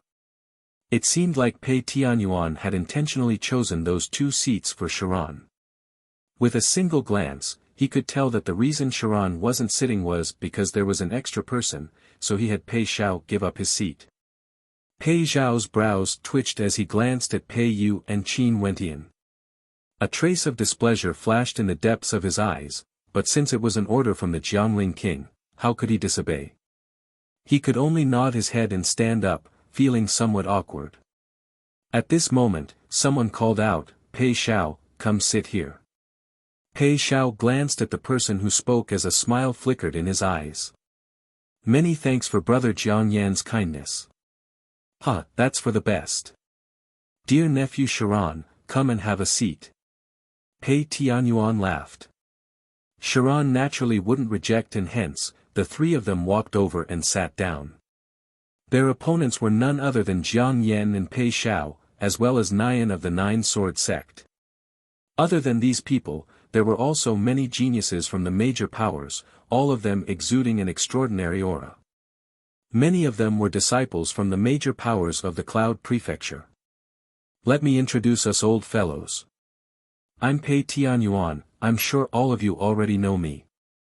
The one beside me is Ji Kong, a disciple of the Cloud Tower Sage sect, the Cloud Tower Lord of the Jiangling country. I'm sure all of you have heard of him before. The one on my right is the city lord of the Drifts Now city, Sikong Yangxue. Pei Tianyuan smiled at the crowd and said, as for the outstanding talents here, I believe you all know each other, so I won't introduce you all. Qin Wentian glanced at Sikong Yangxue. The current city lord of the Drifts Now city, when compared to the legendary Drifts Now master, Sikong Yangxue was far inferior. This Drifts Now city is an ancient place. There's also an ancient legend about the Drifts Now master and Immortal Jade. It's rumored that back then, the Drifts Now master and Immortal Jade fell in love in this place. If one could turn back time and see the scene of the Drifts Now master playing the zither and Immortal Jade dancing in the snow, that would truly be the most beautiful thing in life. Pei Tianyuan was extremely talkative. As the Jiangling king of the Jiangling country, he had also heard of this legend before. I've also heard of the story of the Drifts Now master and Immortal Jade. However, I still doubt the veracity of the story. Where is the city the Drifts Now master and Immortal Jade created? In addition, we only pursue the martial path for the sake of transcendence, pursuing the supreme realm. It's the same for weaponsmithing. Living is the foundation of everything. Immortal Jade gave up her life for the sake of weaponsmithing. It's already hard to understand how deep her obsession is. As for the Drifts Now master, would he really give up his life for the sake of a woman and protect Immortal Jade's withered body? A person spoke. Pei Tianyuan's gaze turned to the person who spoke. This person had a fair and handsome countenance and was dressed casually. His brows were like swords, slanting to the side, and his eyes were filled with wisdom and wisdom. Through his deep gaze, one could see many secrets hidden in his mind. This person was none other than a disciple of the Myriad Sage Academy of the Cloud Prefecture, Shu Luyao. The Myriad Sage Academy is as expected of the sacred ground of the Cloud Prefecture. There's nothing they don't know about. Right now, the legend of the Drifts Now master and Immortal Jade isn't known by many. Even in our Jiangling country, there aren't many who know about it. I only learned about it after reading through many ancient records. To think that virtuous nephew Shu would also know about this story, I'm truly impressed. Pei Tianyuan nodded to Shu Luyao with a smile. He didn't express any opinion on Shu Luyao's words. Knowing the details makes me even more suspicious. Most probably, this rumor is just to deceive those ignorant fools. In this legend, the Drift's now master and Immortal Jade are nothing but fools. Shu Luyao's tone grew sharper, he had no respect for the legend at all. Naturally, the legend was after all, something that was too far away. Nobody would say anything because of Shu Luyao's arrogant words. Even Pei Tianyuan only smiled. Only Pei Yu had a frown on her face as she spoke unhappily. The personalities of everyone in the world are all different. You are an emotionless person, how can you say that the sentiments of others are fools? I've always heard that the Myriad Sage Academy is a sacred ground of the Cloud Prefecture, giving birth to many experts whose names shook the entire Cloud Prefecture. I always thought that people from the Myriad Sage Academy would have the breadth of the world in their hearts, able to accept all the rumors in the world.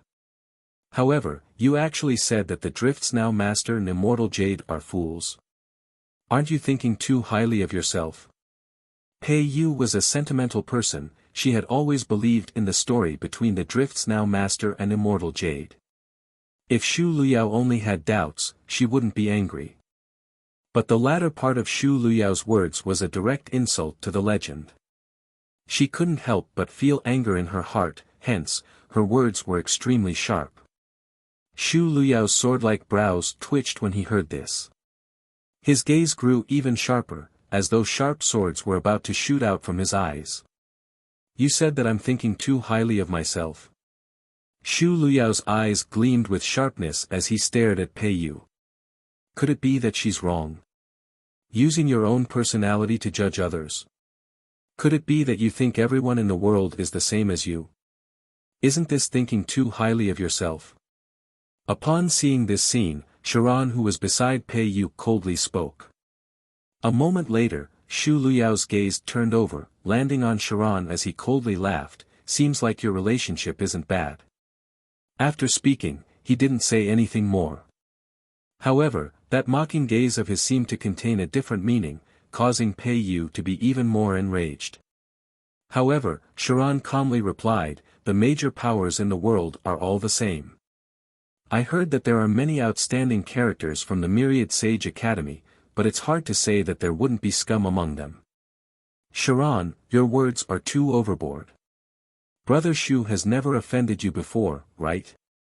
Aren't you going too far by humiliating him in public? At this moment, Jiang Yen interjected.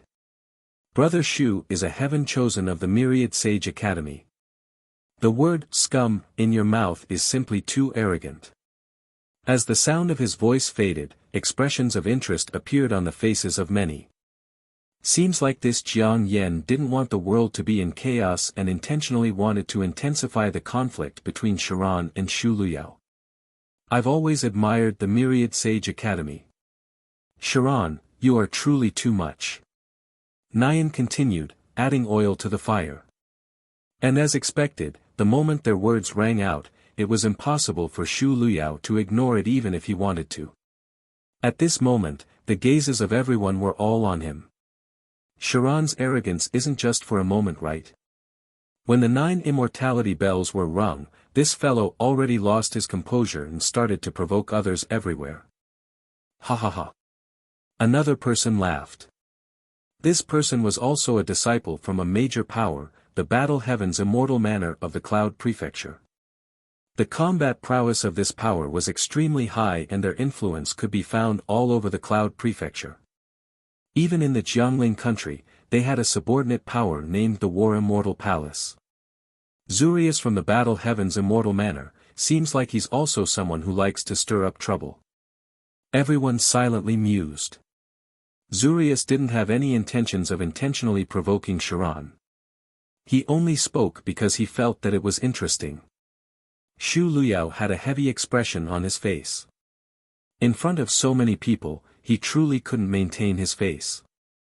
Scum. At the very least, I won't play around with women in the Jiangling country. She is someone from the Jiangling King Manor, I will naturally give face to the Jiangling King Manor and not bicker with her. Why are you in such a hurry to speak? What are you trying to say? Shu Luyao coldly laughed. His gaze was fixed on Sharon and Pei Yu as his tone was filled with evilness. Pei Tianyuan quietly watched. Even though Pei Yu was implicated, he didn't even interrupt. Pei Yu's talent in the Jiangling King manner was ordinary and her status was ordinary as well. Right now, she became the spark of conflict between two geniuses. Although Xu Luyao's words wrongly accused her, if Sharon couldn't forget about this matter and really got together with Pei Yu, it wouldn't be a bad thing. Calling you scum is already praising you too much. Sharon mocked. Me, brother Tianwen and Pei Yu have only known each other for a short period of time. Our temperaments are similar and we became good friends. But when it came out of your mouth, the meaning of my words changed completely. How rude of you. The three of you together. What a heavy taste. Nyan coldly spoke when she heard that.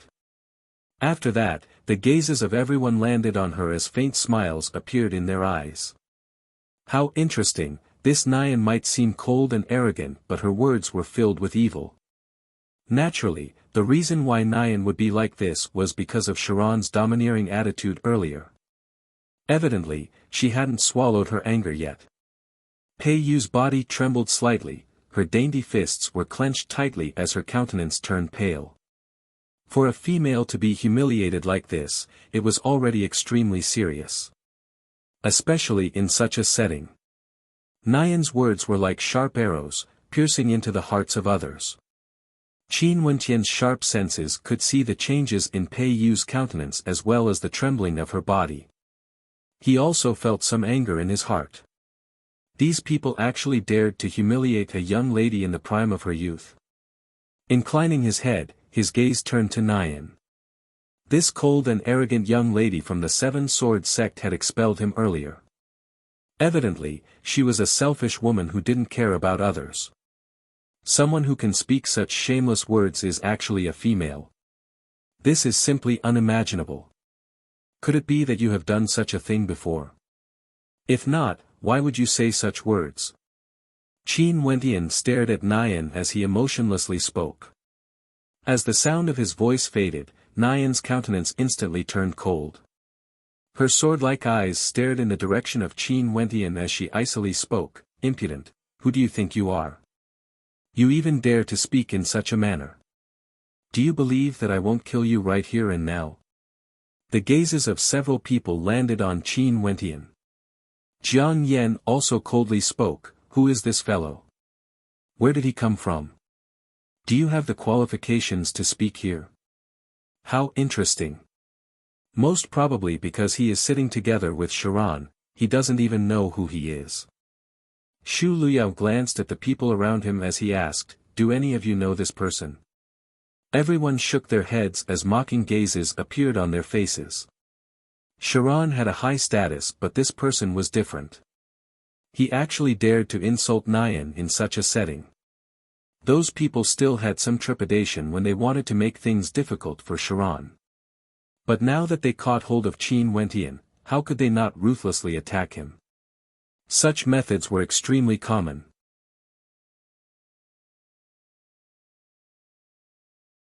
Chapter 773. Sharon referred to him as Tianwen. I've never heard of this name before. I've already seen through his cultivation base. At the third level of celestial phenomenon, not bad. At the very least, he can't be considered the weakest among us. Before this man tried to comprehend the 9 immortality bells, he sat there unmoving and didn't move at all. Yet, he chose to sit there and waste time. Even I feel some admiration for him. Even I'm curious now. Sharon, who is your brother Tianwen exactly? Zuria stared at Sharon as he asked. I can understand if you want a woman to sit beside you. But he is a man, if he doesn't have any background, what qualifications does he have to sit there? He even made the Jiangling king order Pei Xiao to step aside. Why must I tell you guys? Sharon's gaze turned cold as he swept his gaze over everyone. A bunch of arrogant fellows. Maybe you guys will have the chance to get to know each other in the future. Who was Qin Wentian? He was filled with anticipation. If Qin Wentian had completely formed a connection with the 9 immortality bells, or if Qin Wentian didn't conceal anything, these people would instantly know who Qin Wentian was. At that time, they wouldn't act like they did now, using Qin Wentian as an excuse to speak rudely. In the future, I don't have much interest. Zurius faintly spoke. Nyan's cold gaze pierced straight at Qin Wentian as she spoke. In the future. She dared to humiliate me. If she doesn't kneel down and apologize today, she most probably wouldn't be able to live to see the future. Pei Yu's countenance changed as she coldly replied, "You were the one who insulted us first and that doesn't count. Today is the banquet hosted by the Jiangling king, aren't your actions a little too unreasonable? Is that so? I can apologize to you if you want, as long as you can defeat me." Nyan coldly laughed. As for today, although the banquet is hosted by the Jiangling king, I, a disciple of the Seven Sword sect, also have no way to endure such humiliation. It's fine if he doesn't kneel down and apologize, I will directly challenge him. I believe the Jiangling king wouldn't interfere, right? Everyone, please calm down. Pei Tianyuan smiled when he saw Nyan looking over. We are all guests from afar, why is there a need for this? After saying that, he looked at Qin Wentian and said, this young man should also be an elite of some force. Why don't you introduce him to ease the tension? Everyone, please take a step back. My cultivation is not good, so I don't dare to report to my sect, Qin Wentian replied indifferently. Pei Tianyuan's eyes flickered, then he smiled and said, could it be that you're from a clan? Sorry. Qin Wentian nodded his head to the Jiangling king, he still didn't say anything. Pei Tianyuan didn't continue asking but Zurius from the Battle Heaven's Immortal Manor laughed, is it because your sect is too weak or you don't even have a sect? As a man, why must you hide so much? Wouldn't others look down on you? No comment. Qin Wentian's tone became colder as well. These disciples from the major powers of the Yunzhou were all arrogant and rude. Of course, maybe they were only like this to him, or maybe it was because they thought that their identities were out of the ordinary. Jiangling king, you should have seen it too, right? Nyan spoke again. The Jiangling king Pei Tianyuan laughed, since little brother is unwilling to resolve this, I believe you should be able to handle it. I won't interfere then. Everyone can settle their grudges among yourselves, I'm afraid I don't have the qualifications to interfere. When Nyan heard this, a cold smile flickered on her face. Her eyes gleamed with sharpness as she lunged towards Qin Wentian, if you beg me, you might have a chance to live. Qin Wentian coldly glanced at Nyan, ignoring her. Sharon coldly laughed, why didn't you challenge me but chose brother Tianwen instead? Nyan's cold eyes gleamed with coldness as she stared at Sharon. Another person beside her spoke, Nyan, no matter what, you are someone from the Seven Sword sect and have an extraordinary cultivation base. If you want to challenge me, just look for Sharon. What's the big deal about challenging a third-level ascendant? Don't you feel that you're throwing away the face of the Seven Sword sect? How laughable, she's still so complacent. Sharon also laughed, the lines on his face were filled with mockery. After which, he turned to the person who spoke, to Qin Wentian, Ghost Saber Mu Yen, my good friend. Mu Yen, this is brother Tianwen. Sharon glanced at the person who spoke. Mu Yen wore a simple white robe and sat in an inconspicuous position. In fact, he didn't seem very eye-catching at all. At first, no one noticed his existence. Clearly, many people didn't know who he was. But as the sound of Sharon's voice faded, several people drew in a deep breath as they stared at the person who spoke.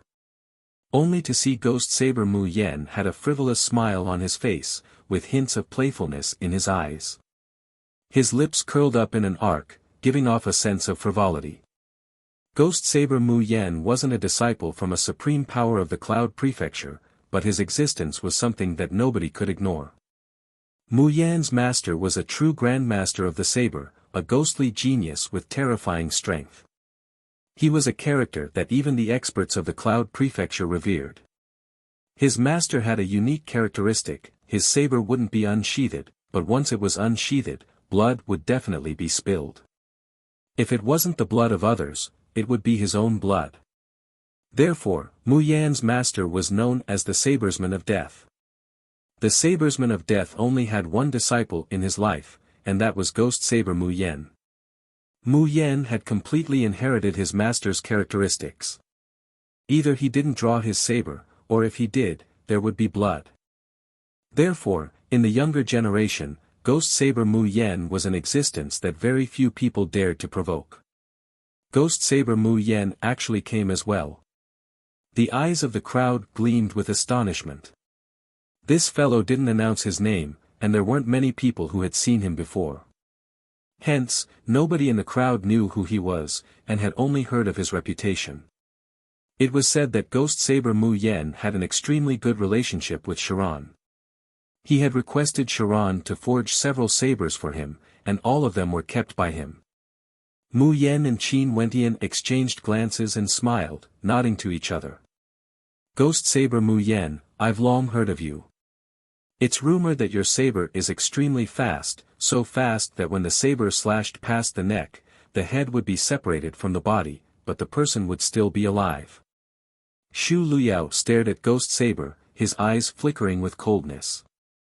This Ghost Saber Mu Yan suddenly appeared, mocking Nian, and had disturbed them. Although Ghost Saber Mu Yan was extremely famous, he, Shu Luyao, was also a disciple of the Myriad Sage Academy. How could he be weak? Not bad, do you want to take a look? Mu Yan abruptly inclined his head, glancing at Shu Luyao as a strange smile appeared on his face. This caused Shu Luyao to tighten his grip slightly.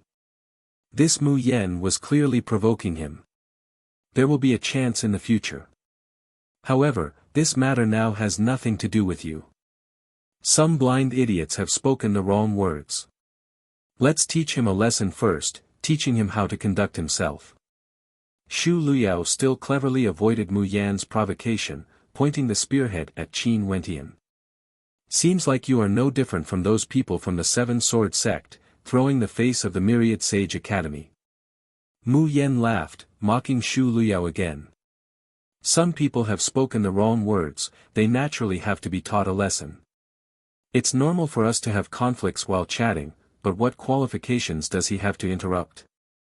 Jiang Yan impolitely pointed his finger at Qin Wentian as he questioned. I agree with this. Indeed, he should be taught a lesson. After that, we can talk about the matters between you all. Zurius from the Battle Heaven's Immortal Manor had a look of someone who was watching a good show. Qin Wentian swept his gaze over everyone. No matter how good his temper was, he couldn't help but feel a fire burning in his heart after being looked down upon by these people. His gaze swept past them as he spoke. Myriad Sage Academy, Seven Sword Sect, Battle Heaven's Immortal Manor, Jiang Clan, are all of you very strong? As the sound of his voice faded, everyone turned their gazes onto Qin Wentian as mockery flashed in their eyes. These powers were all at the peak of the Cloud Prefecture. They were naturally very strong. Are you talking nonsense? Jiang Yan coldly laughed. Using strength to bully the weak? Sharon and Mu Yan, none of you dared to challenge me to a decisive battle. You guys have truly broadened my horizons. I even heard that some time ago, your Jiang clan also did the same thing to bully the weak.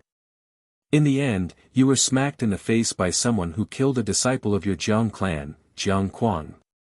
Hence, you asked the Cloud Tower to issue an arrest warrant. Could it be that just because your Jiang clan didn't announce this matter, everyone in the Cloud Prefecture knows nothing about it? Don't you know that everyone in the outside world is laughing at your Jiang clan? You guys are still acting like tyrants here, aren't you afraid of being laughed at by others? Qin Wentian's words directly pierced the sore spot of the Jiang clan.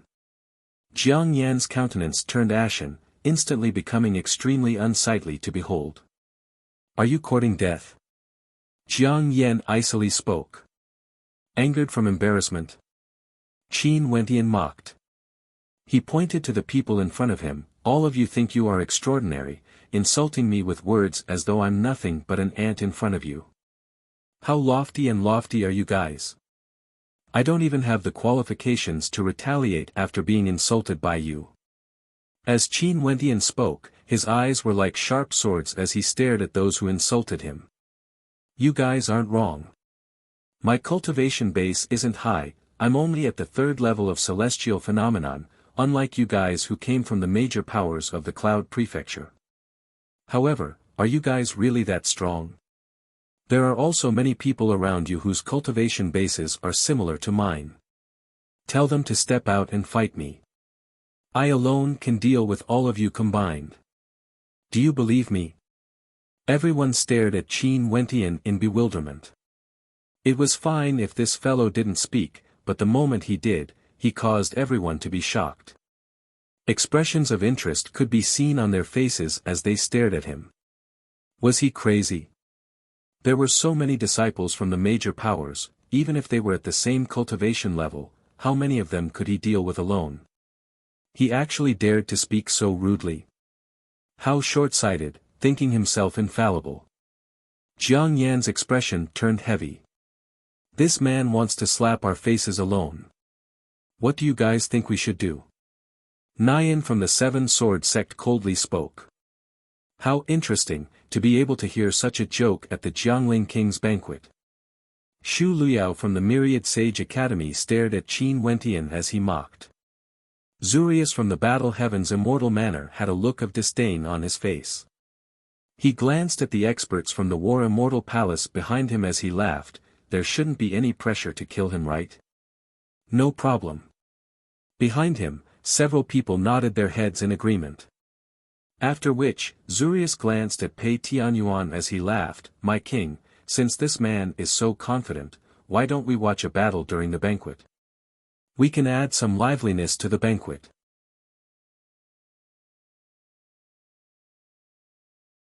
Chapter 774. Pei Tianyuan turned his gaze onto Zurius as he smiled and nodded. Since everyone is in such a mood, I naturally won't have any objections. The scenery of the drifts now in is so beautiful, if there's martial arts to liven things up, it would surely add some vitality to the atmosphere. My king, if blood is spilled during the banquet, please don't blame me. Zurius spoke again. Pei Tianyuan casually waved his hands. How can the competition of the martial path be limited to sparring? Since we want to tread the path of martial arts, we should have the spirit to see through life and death. As long as none of you have any objections, there's no need to ask me. I'm only a spectator. Today, all of you shall take the lead. My king is truly a forthright man. Many thanks for granting my wish. Zurius laughed. An instant later, a sharp glint of light flashed in his eyes, causing people to feel a chill in their hearts. He then turned his gaze onto Qin Wentian. Since you are so arrogant and don't know the immensity of the heavens and earth, I won't bully you. The War Immortal Palace is a power under my Battle Heaven's Immortal Manor, and there are 3 third-level ascendants behind me. They are sufficient to let you understand the meaning of the word level. There's no need for him to understand. Just kill him directly. His arrogant words are extremely piercing to the ears, causing people to feel extremely unhappy. Nian's cold eyes flickered with killing intent as she stared at Qin Wentian.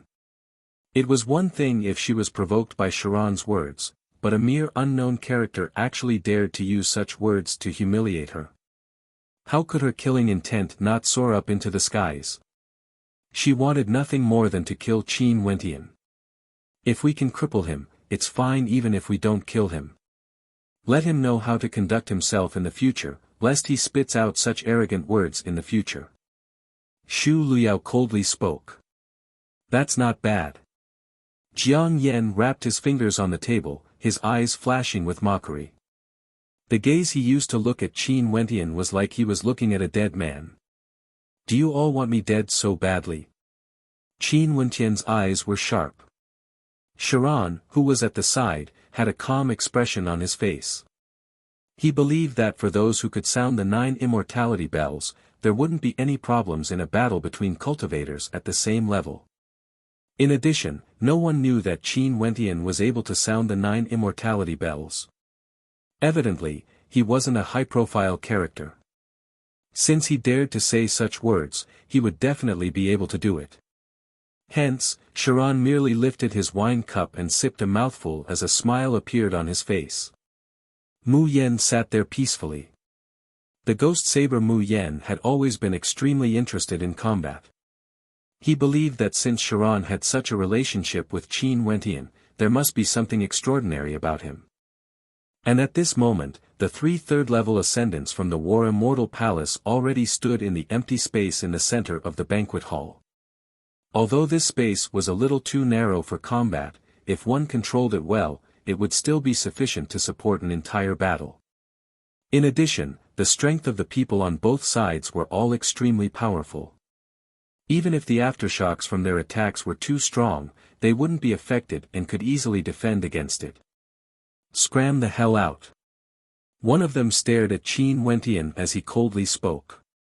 An intense killing intent gushed forth from him as a bloody stench permeated the air. Qin Wentian continued to sit there, quietly lifting his wine cup and sipping a small mouthful. He inclined his head and stared at the 3 before him as he coldly spoke, "I didn't come here to participate in this banquet to be toyed with like a monkey. My battles would never be used for the entertainment of others. That would be an insult to my martial path." Pucci. A mocking laughter rang out. Nifeng's eyes were filled with a mocking smile as she spoke. "Earlier you spoke so passionately, yet now you're using such a reason to avoid a battle. Inviting someone like you to attend this banquet together with me is simply a humiliation to me." As the sound of her voice faded, many in the crowd laughed out loud. This person was truly too ridiculous. However, as their laughter rang out, they only saw Qin Wentian still sitting there. His eyes swept over as a cold light erupted forth. Lifting his palms, astral light flashed, incomparably resplendent. Terrifying runic lights shone from his palms, resembling a million runes. Rumble. A thunderous sound rang out, only to see Qin Wentian's palm imprint explosively blasting out, descending from the heavens, directly smashing towards the 3 ascendants. The gigantic palm imprint was akin to a shooting star, capable of plucking the moon and stars from the sky. It was as fast as lightning, carrying with it a suffocating destructive might. The countenances of the 3 ascendants were filled with terror, they only felt a constellation slamming down on them. Gathering all their strength, they raised their palms to defend, yet rumbling sounds rang out. In just an instant, the bodies of the 3 ascendants were directly crushed into dust. Astral light shone resplendently, permeating the air. However, the bodies of the 3 ascendants were directly destroyed, transforming into dust. The laughter earlier abruptly ceased. Only now did Qin Wentian slowly put down the wine cup in his left hand, emitting a light sound that was exceptionally clear in this silent space. The smile on Nifeng's face stiffened, he didn't dare to fight. Even before the sound of her mocking laughter faded, Qin Wentian already used such a method to reply to her. What else could be more resounding than such a slap to the face? Not only for Nifeng, even those who mocked Qin Wentian felt as though they were ruthlessly slapped on the face. They felt extremely sullen, and had no way to swallow this anger. Is this the capital that your battle heaven's immortal manor is so proud of? What a joke! Qin Wentian calmly spoke after putting down his wine cup. His voice wasn't loud, but it was like another slap to the face of Zurius, who had been laughing and watching the show earlier. Earlier when Zurius and the Jiangling king spoke, it was as though Qin Wentian was already in their bag and could be killed easily. Qin Wentian could only be a clown in this banquet, toyed with by them. But in the blink of an eye, Qin Wentian used the most domineering method to tell them that he didn't even need to stand up to kill these people from the major powers. He couldn't be bothered to become a clown, using martial arts to liven things up. His martial path wasn't used to put on a show, it was used to slap faces. Zurius choked on his breath, he didn't say anything. He didn't know how he should reply to Qin Wentian's arrogant words. The truth was right before his eyes, how could he refute it? The people from the War Immortal Palace under his Battle Heaven's immortal manor couldn't even withstand a single strike, directly killed until not even dregs remained. A bunch of arrogant people who think they're infallible. How many of them can truly explore the glorious path to immortality? You guys are all short-sighted. Qin Wentian continued. After which, he turned his gaze onto the Jiangling King, Pei Tianyuan as he spoke. Jiangling King, Jr. isn't welcome here. I won't stay any longer and invite a snub. Farewell. After speaking, Qin Wentian stood up and retreated. This Jiangling King Pei Tianyuan favored the disciples from the major powers of the Cloud Prefecture and was extremely polite to them. But for him, Qin Wentian, he was an exception. Such an atmosphere wasn't suitable for him. Although the scenery here was beautiful, and there was also the story of the Drift's now master and immortal Jade, the people here have long changed. You want to leave just like that after killing my men? At this moment, a cold voice rang out, causing Qin Wentian to start. He turned his head back and stared at Zurius as he frowned. His eyes flashed with mockery. It's fine if people from the Battle Heaven's immortal manor are useless, but to think that they can actually be so shameless to such an extent. My horizons have truly been broadened. My horizons have also been broadened. Ghost Saber Mu Yen laughed. Zurius, earlier you ordered your subordinates to kill Qin Wentian. Everyone here saw it clearly. Now that your subordinates were killed because their strength was inferior, aren't you insulting the Battle Heaven's immortal manor a little too much by saying such words? Sharon mocked, filled with disdain for Zurius's character. I don't care about that. I only know that if you dare to kill someone from my Battle Heaven's immortal manor, you shall leave your life behind. Zurius's voice was extremely domineering as a terrifying battle intent gushed forth from him. The experts from the War Immortal Palace behind him all released their auras, wanting to kill Qin Wentian here and now. If they allowed Qin Wentian to leave here alive today, that would truly be a humiliation to the Battle Heaven's immortal palace. Since he killed their people, he shall leave his life behind. Others would only remember the strength of their Battle Heaven's immortal palace and not the fact that they didn't follow the rules. In this world of cultivation, there were no rules to speak of. Whoever was stronger would be able to dictate the rules. You spoke rudely and insulted me. Do you think you can just leave like that? At this moment, Nyan also spoke. The experts from the Seven Swords sect all stood up as sword intent gushed forth from them, permeating the air. A moment later, everyone felt a stifling pressure boring down on them. You guys are truly shameless. Pei Yu swept her gaze over to these people as she mocked. Pei Yu, there's no place for you to speak. Get over here. Pei Xiao, who was sitting beside Jiang Yan, berated. After that, Pei Yu stared at Pei Xiao, her beautiful eyes flashing with stubbornness. Pei Yu, step down and come over to my side. At this moment, the Jiangling King Pei Tianyuan also spoke. His tone contained a hint of imposingness. Evidently, he didn't want Pei Yu to participate in this battle. Pei Yu stared at Pei Tianyuan, her eyes were as resolute as ever. She actually stubbornly shook her head, causing Pei Tianyuan's countenance to turn cold as he spoke, impudent. As the sound of his voice faded, the atmosphere grew colder. Pei Yu stared at Pei Tianyuan as she spoke. Jiangling King, you should be the one in charge of this matter. Pei Tianyuan's gaze towards Pei Yu was filled with unfriendliness, as though he was very disappointed. Beside Pei Tianyuan, someone spoke. Miss Pei Yu, you have to understand the logic. When people at the same level compete against each other, there might not be any problems. As long as there isn't a life and death battle, everything can be resolved. Enemies can also help you improve. However, for people at different levels, there are some things that cannot be done. The person who spoke was also a disciple from a major power in the Cloud Prefecture. His name was Han Dongjiang, a disciple of the Nine Mountain Immortal Court. Although his words weren't pleasant to the ears, they were the truth. For example, Sharon and Jiang Yen might be enemies, but they would also help each other and wouldn't kill each other. However, things were different for Qin Wentian because everyone felt that he was on a different level compared to Jiang Yen and the others. He didn't have the qualifications to be their opponent, yet he still dared to be so arrogant and rude. In that case, what awaited him was only doomsday. Even if Sharon wanted to protect him, it would be extremely difficult. Most probably, these people wouldn't spare Qin Wentian. As for the Jiangling King Pei Tianyuan, he couldn't be bothered with such matters. If these people wanted to deal with Sharon at his banquet, he would object. But if they wanted to deal with Qin Wentian, he naturally wouldn't interfere.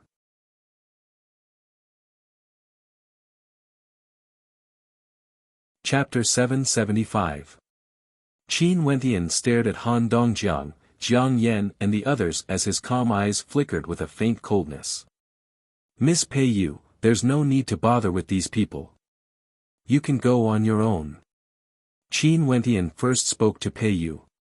After that, he glanced at Pei Tianyuan as he spoke. Although this place has beautiful scenery and beautiful wine, as well as beautiful legends, these people are a total spoilsport. Since we walk different paths, we can't make plans together. Farewell. After speaking, Qin Wentian's silhouette flickered as he sped through the air with lightning speed. Want to leave? Zurius from the battle heaven's immortal Manor's countenance turned cold as his killing intent surged forth. He lifted his fist and punched out in the air. A moment later, a fearsome war beast appeared, howling in the air as it lunged towards Qin Wentian.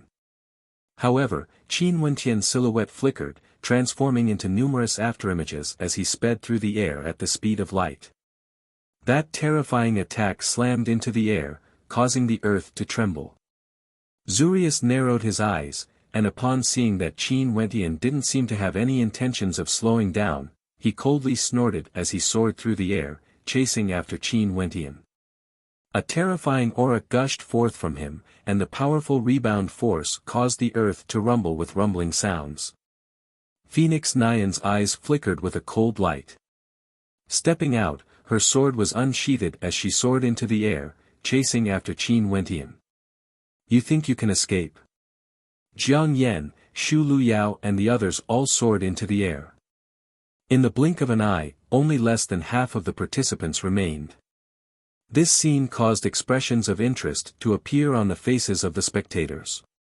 The banquet was hosted by the Jiangling King, but who would have thought that there would be such conflicts? The banquet has just started and there were already conflicts. However, Qin Wentian's cultivation base was only at the third level of celestial phenomenon. Most probably, it wouldn't take too long before those people returned to the banquet. Just like what Han Dongjiang has said, if Qin Wentian was a disciple of the Wondergate Immortal Manor and had the same background as Sharon, he could easily clash head-on with these people. It wouldn't matter even if he fought. But he had no background and yet he still didn't know when to retreat. Wasn't that simply courting death?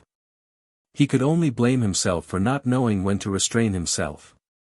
In the immortal realms, no matter how outstanding his talent was, he would still die prematurely.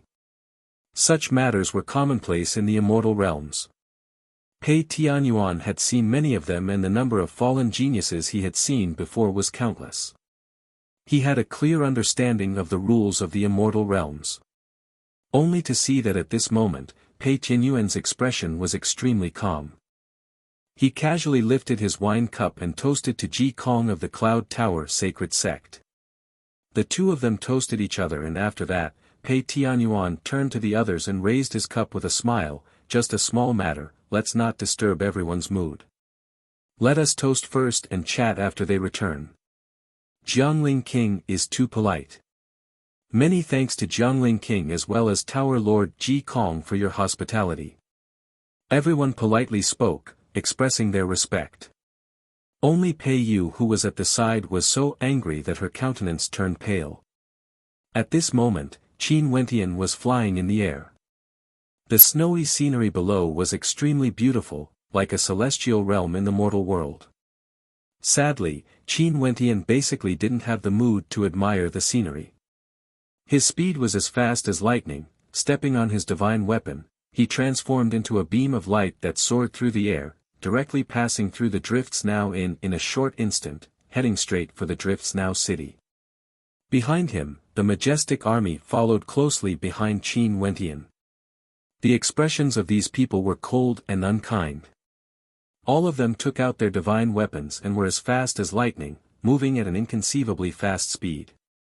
The majority of these experts were descendants of famous sects and were extremely powerful with terrifying speed. Sharon, we temporarily won't bicker with you today. You don't have to care about this matter anymore.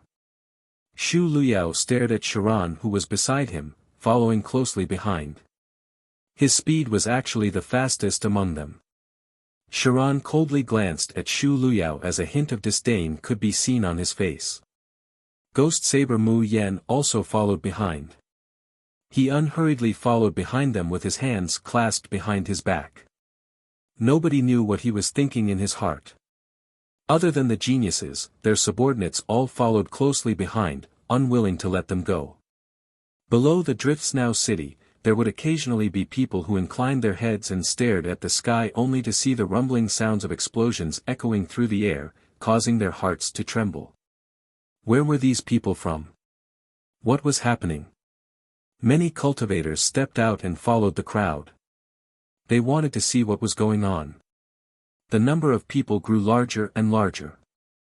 Not too long after, the sky was filled with a majestic sight.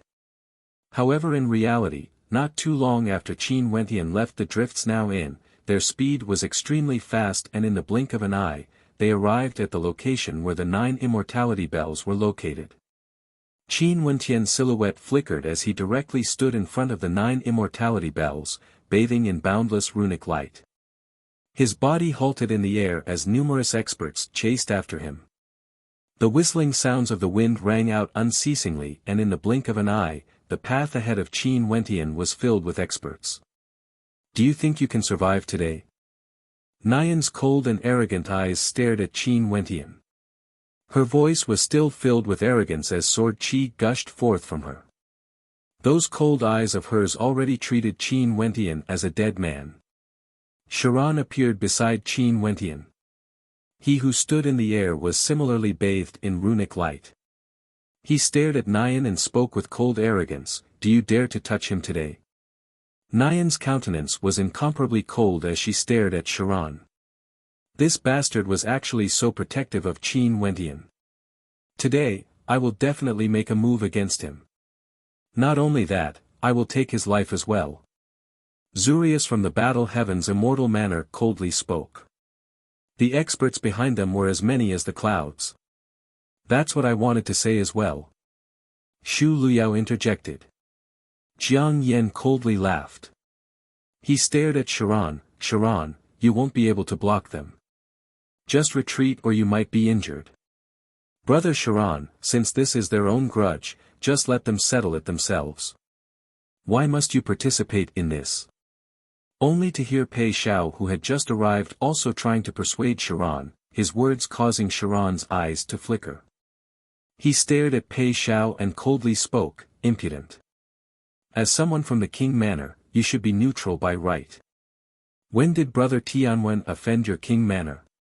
If you want to fawn over these people, wouldn't you, Pei Xiao, be looked down upon by others? Brother Sharon, I'm only advising you with kind words." Pei Xiao's countenance was ice cold. He was a heaven chosen from the King Manor and his strength was extremely powerful.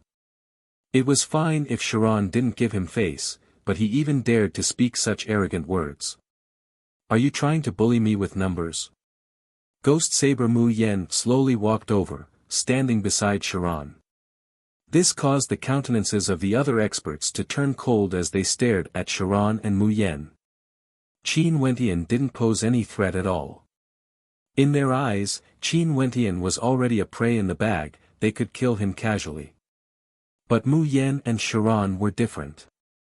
The two of them were extremely powerful and had powerful backgrounds. They weren't so easy to deal with. "Sharon, Mu Yen, I appreciate your kind intentions. But since they want to deal with me so much, just let them come.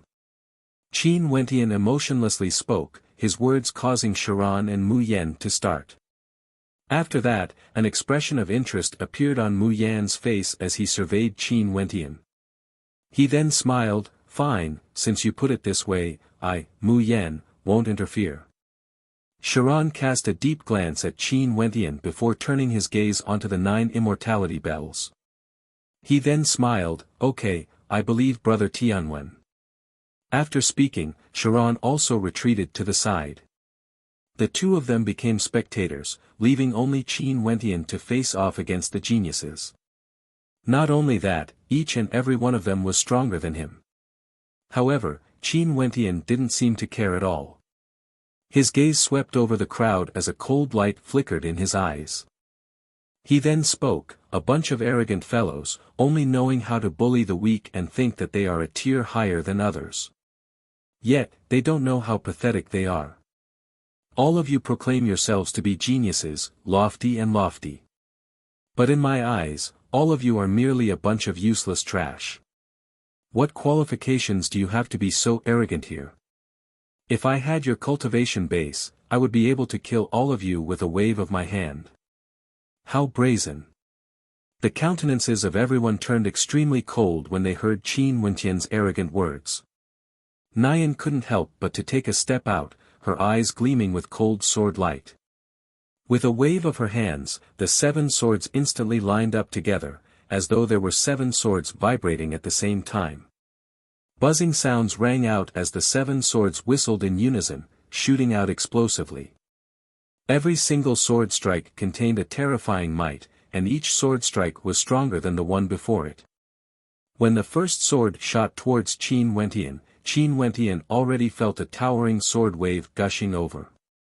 With an intention of his will, boundless runic light danced in the air, enveloping him. The runic inscriptions in the air circulated rapidly, transforming into a terrifying palm imprint.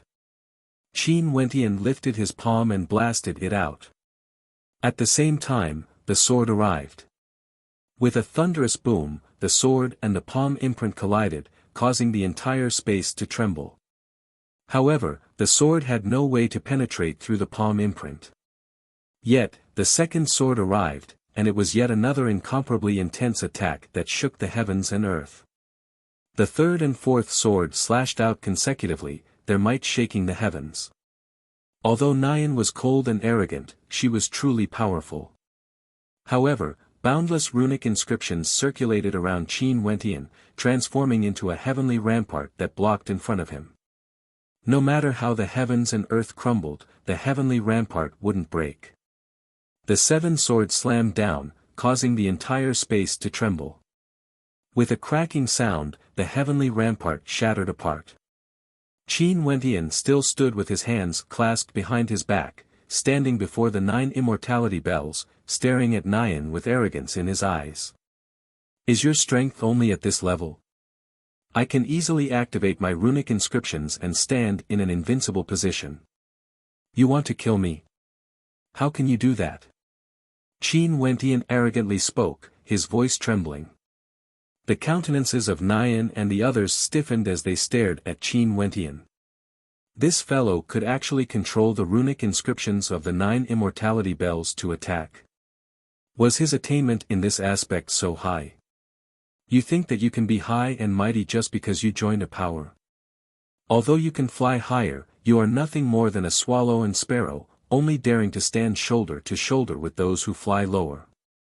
How would you know the ambitions of a great rock? Qin Wentian coldly spoke. Boundless runic inscriptions flashed once more, enveloping Qin Wentian. He stood with his hands clasped behind his back, exuding incomparable arrogance, resembling a god of war. He stared ahead, "All of you can come at me together."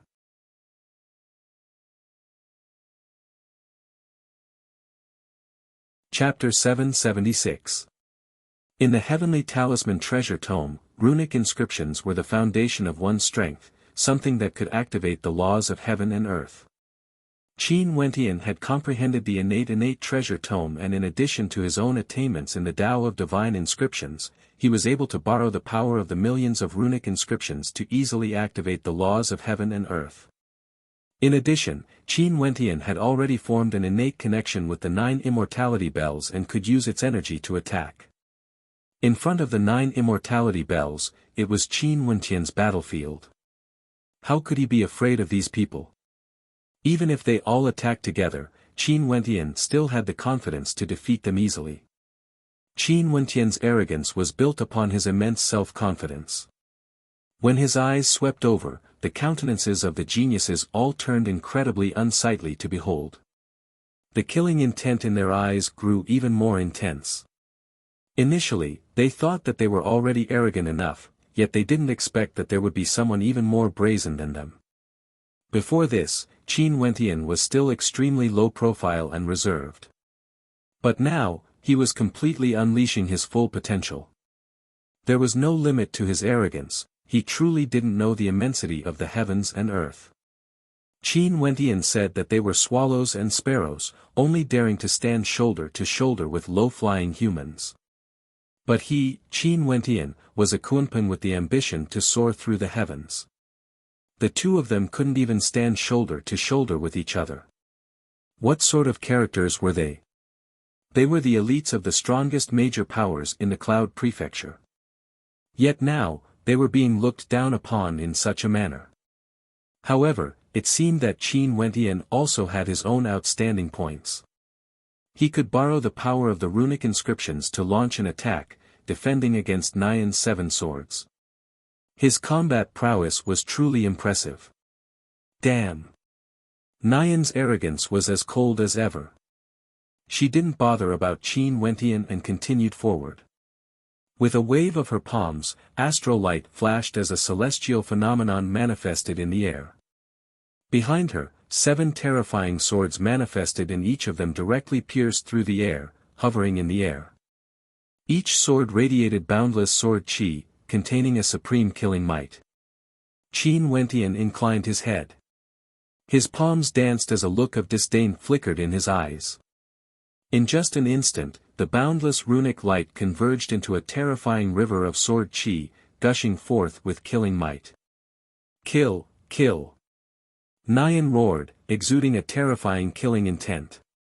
Above her constellation, there were a total of 49 swords, all of them slashing out, causing streams of light to appear in the air. It was as though flames were about to be ignited, incomparably resplendent. Humph! Qin Wentian snorted. The long river of swordsmanship converged, and a true river of swordsmanship appeared in the void. With a crashing sound, it swept towards the void. Everywhere it passed, everything would be destroyed. The long river of sword might collided with Nian's constellation, destroying everything in its path. The crowd only saw the resplendent river of sword might engulfing everything, even directly penetrating through Nian's constellation. Nian groaned in misery as her countenance turned pale as her body trembled violently. The other experts from the 7 Swords sect all rushed forward when they saw that the situation wasn't right. However, at this moment, Qin Wentian lifted his palms again. Blazing runic light transformed into palm imprints that directly blasted out, slamming into Nian's body. With a thunderous boom, Nian's body was directly flung through the air. Her robes were torn apart as she coughed out fresh blood, directly slamming into the ground. His comprehension of runic inscriptions is actually so high. Zurius and the others stared at Qin Wentian. This person wasn't so easy to deal with. Although Nian's strength couldn't be compared to them, the disparity wasn't too great. However, Qin Wentian didn't spend too much effort to defeat Nian.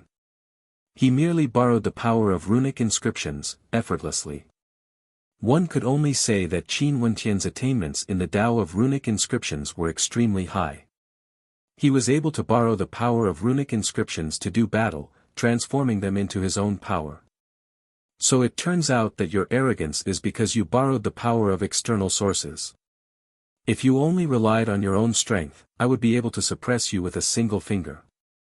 Killing you is as easy as flipping my palm, yet you still dare to brag that you are a Kunpeng. Zurius's battle intent surged forth. Upon hearing his words, Qin Wentian laughed uproariously. He pointed to Zurius and spoke, heavens chosen from the battle heaven's immortal manner? Such shameless words actually came out of your mouth.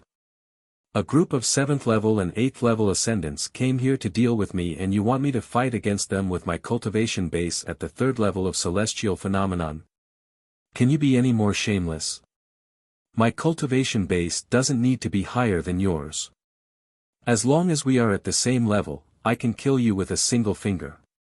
These words are truly shameless. Ghost Saber Mu Yen, who was at the side, laughed. The mocking smile on his face was exceedingly thick. Fight or not?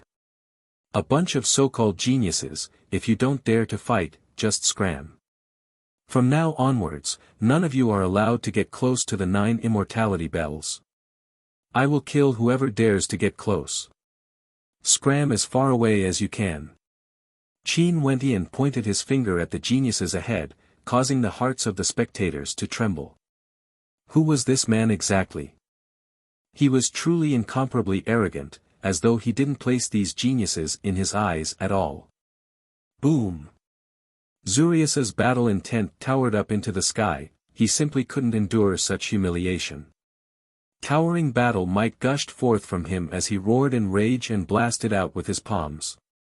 It was as though a terrifying demonic beast had appeared before Qin Wentian, its baleful aura sweeping across the heavens and earth. Qin Wentian seemed to have long been prepared for this.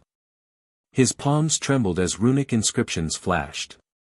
Millions of runes circulated around his body, causing his body to be translucent and translucent, exuding a dignified and dignified aura, holy and inviolable.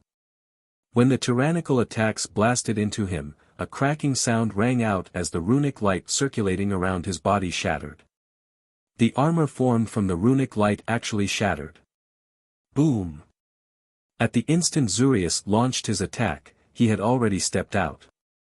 A boundless baleful aura radiated from him, and with a howl of rage, he blasted out with both his fists, causing the roars of a myriad of demonic beasts to echo out, causing the heavens and earth to lose their colors. It was as though numerous demonic beasts had transformed into demonic war immortals, their bodies incomparably gigantic as they lunged towards Qin Wentian, wanting to devour Qin Wentian with a single bite. At the same time, the other experts also stepped out, moving to the left and right of Zurius as their auras gushed forth, aiming for Qin Wentian. In fact, Pei Xiao from the Jiangling King Manor also acted, wanting to destroy Qin Wentian in an instant. He wanted to see how Qin Wentian would be able to borrow the power of the runic inscriptions. Qin Wentian's eyes were like sharp swords, sweeping over everyone, penetrating their hearts. With an intention of his will, he communicated with the 9 immortality bells. Kill! A thunderous roar rang out, but before anyone could even attack, the bell chimes abruptly rang out. Boom! The minds of everyone trembled violently. The chimes of the 9 immortality bells seemed to contain a terrifying demonic power, directly ringing out in their minds. I told you guys to scram. Qin Wentian roared in rage as a star-seizing palm imprint blasted out, causing the sky to change color. Boom, boom, boom. The bell chimes shook the heavens and earth, wanting to shatter the souls of those who heard it. Those palm imprints blasted out together with the chimes. Even the gigantic ancient demon was slain. Zurius had no way to advance any further, his body trembled violently from the impact. Upon seeing the incoming palm imprints, he took out a fearsome divine weapon as a supreme battle intent enveloped him. With a deafening boom, Zurius was forced back over 10,000 meters. The other experts were also defending against Qin Wentian's attacks. They all took out their divine weapons, but the chimes of the 9 immortality bells rang out unceasingly. In such a situation, they had no way to fight and could only protect themselves. Qin Wentian stepped out, directly trampling on their hearts. An incomparably heavy pressure bore down on them, akin to the pressure from the 9 immortality bells. Qin Wentian seemed to represent the will of the 9 immortality bells. Stretching out his palms, Qin Wentian squeezed out. Momentarily, everyone felt their hearts tightening as the bell chimes rang out once more. Pei Xiao and the others all turned pale as they coughed out fresh blood. Borrowing the power of their divine weapons, they retreated with explosive speed, distancing themselves from the 9 immortality bells and Qin Wentian. Nian, who was already injured, stood up from the ground, coughed out fresh blood after being struck a few more times. Her countenance was completely drained of color, and she could only struggle to flee. Earlier, she was still incomparably cold and arrogant, but now, she was in such a sorry state. "Why are you still not scramming?" Qin Wentian's voice rang out as he took another step forward. Momentarily, the experts present all retreated, like birds startled by the mere twang of a bow. However, Qin Wentian halted after taking a single step. He stood at his original location, his eyes filled with mockery as he stared at the fleeing geniuses in front of him. Those experts glanced at the spectators only to see that everyone was staring at them with mocking expressions on their faces. This bunch of geniuses had truly lost face today. They were frightened to such an extent by a single step from Qin Wentian, yet they still dared to chase after others. How ridiculous! The gazes of the crowd caused these geniuses to feel so ashamed that they couldn't even show their faces. Their eyes were filled with incomparable rage as they stared at Qin Wentian, who was still standing beside the 9 immortality bells. Merely a bunch of trash. Most probably, you can only spout nonsense. What capabilities do you have? Qin Wentian's eyes swept over them one by one. Borrowing the prestige of the ancestors to flaunt your might, throwing away all the face of your elders. If I were you guys, I would rather commit suicide right here and now, not bringing shame to our sect. Shut up! Zurius howled. Qin Wentian turned his eyes over, directly staring at him. His eyes were like sharp swords, staring straight at him as though he wanted to see through him. After that, Qin Wentian exuded boundless runic light as he walked towards Zurius step by step. 1 step, 2 steps. Zurius didn't move, facing Qin Wentian head-on. But as Qin Wentian got closer and closer, the look in his eyes changed. "You are too arrogant, only death awaits you," Zurius threatened. Qin Wentian ignored him and continued walking forward. Zurius howled in rage as he turned and retreated, not daring to allow Qin Wentian to get any closer. The other geniuses all retreated when they saw Qin Wentian's gaze sweeping over them. It was like they were avoiding a god of plague, they were all terrified of Qin Wentian. How pathetic. A mocking smile appeared on Qin Wentian's face as he stared at the people before him. "Scram! I've already said that none of you are allowed to appear before the 9 immortality bells. If any of you trash dares to approach, I will kill you all without mercy."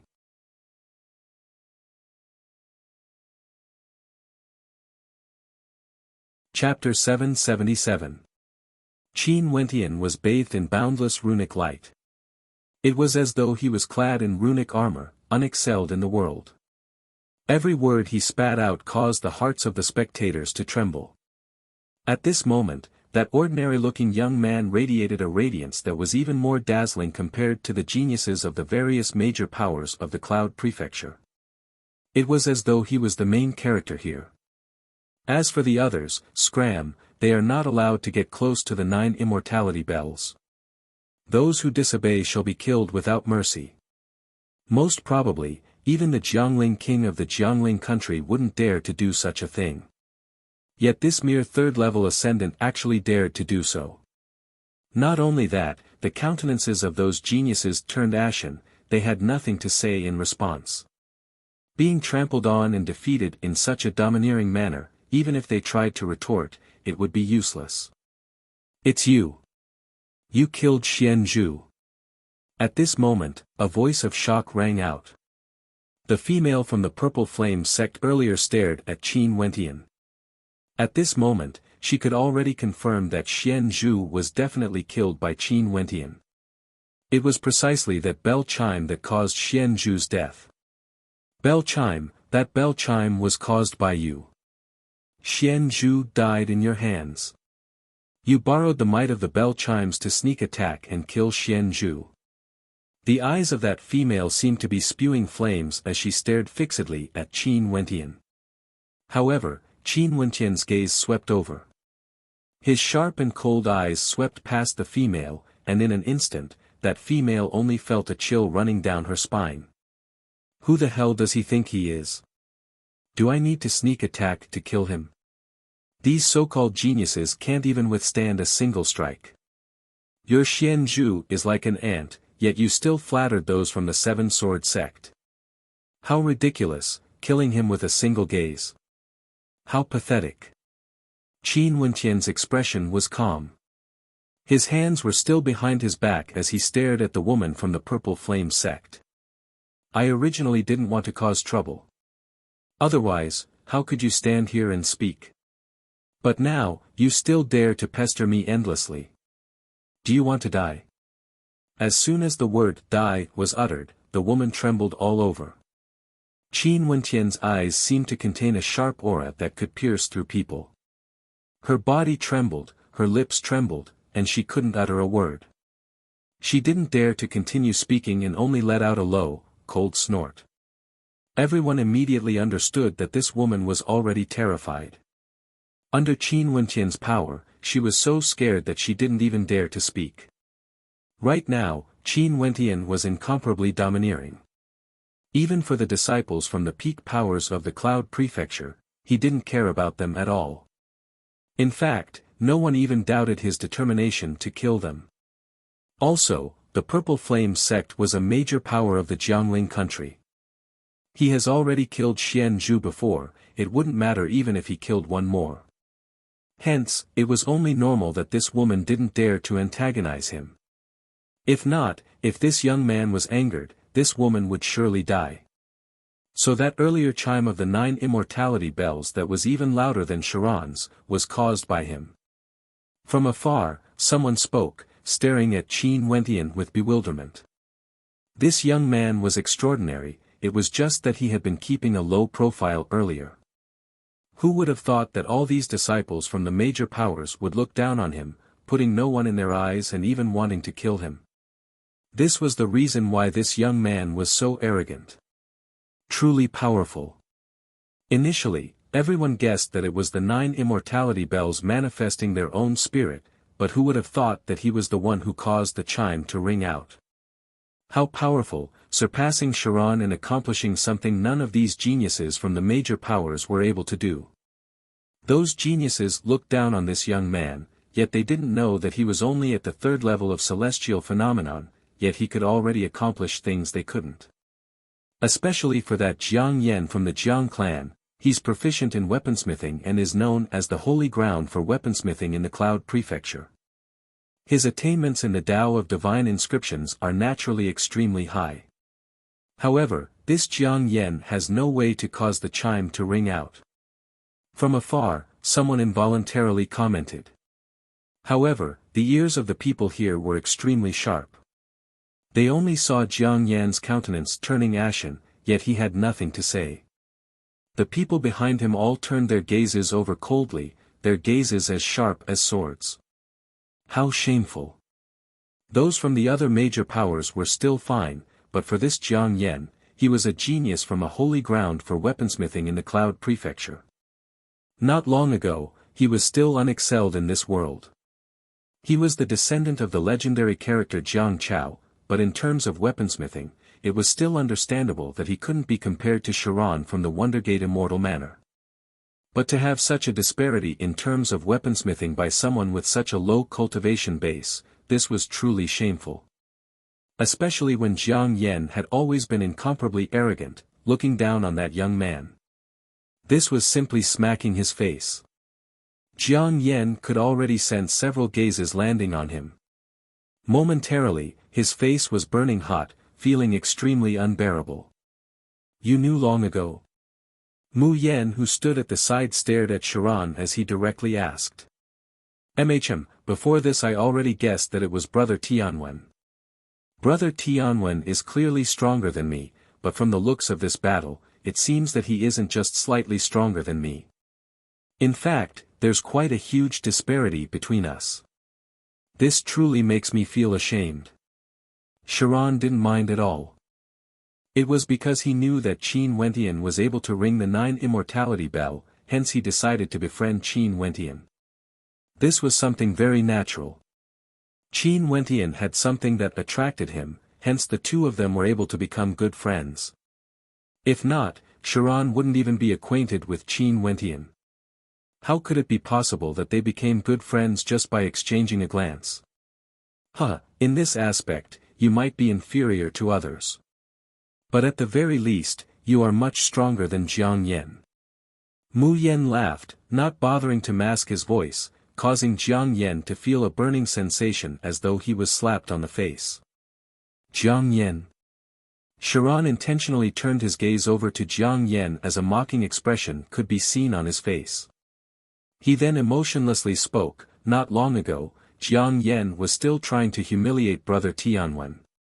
But now, no matter how I look at it, it's nothing but a joke. He was simply courting his own humiliation. Chiron, shut up. Jiang Yan roared. Right now, he was already extremely embarrassed, yet Chiron still wasn't willing to spare him. What?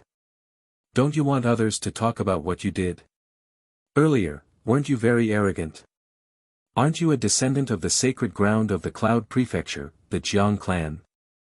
Others don't have the qualifications to converse with you because you aren't on the same level as them. In fact, if you speak too much, you might even die. But now, brother Tianwen is standing there, yet you don't even have the courage to step forward. If I were you, I would immediately return to my clan and enter closed-door seclusion. If I don't break through, I would never come out again. If not, I would only be a disgrace to my clan. Chiron crossed his arms before his chest as he mocked, causing Jiang Yan's body to tremble from anger. Enough, it's time for you guys to leave. Staying here would only make things more embarrassing. Mu Yan coldly spoke. Zurius didn't dare to do so. He stared at Qin Wentian as he spoke. You borrowed the might of the 9 immortality bells and have the strength to stand shoulder to shoulder with us. However, external forces are still external forces. Unless you choose to remain in front of the 9 immortality bells forever, all of us will definitely take your life. As the sound of his voice faded, Zurius turned and departed, not even pausing for a moment. The 9 immortality bells have manifested their spirit, the Drifts Now city is filled with geniuses. You are still too naive. Shu Luyao also spoke before he departed as well.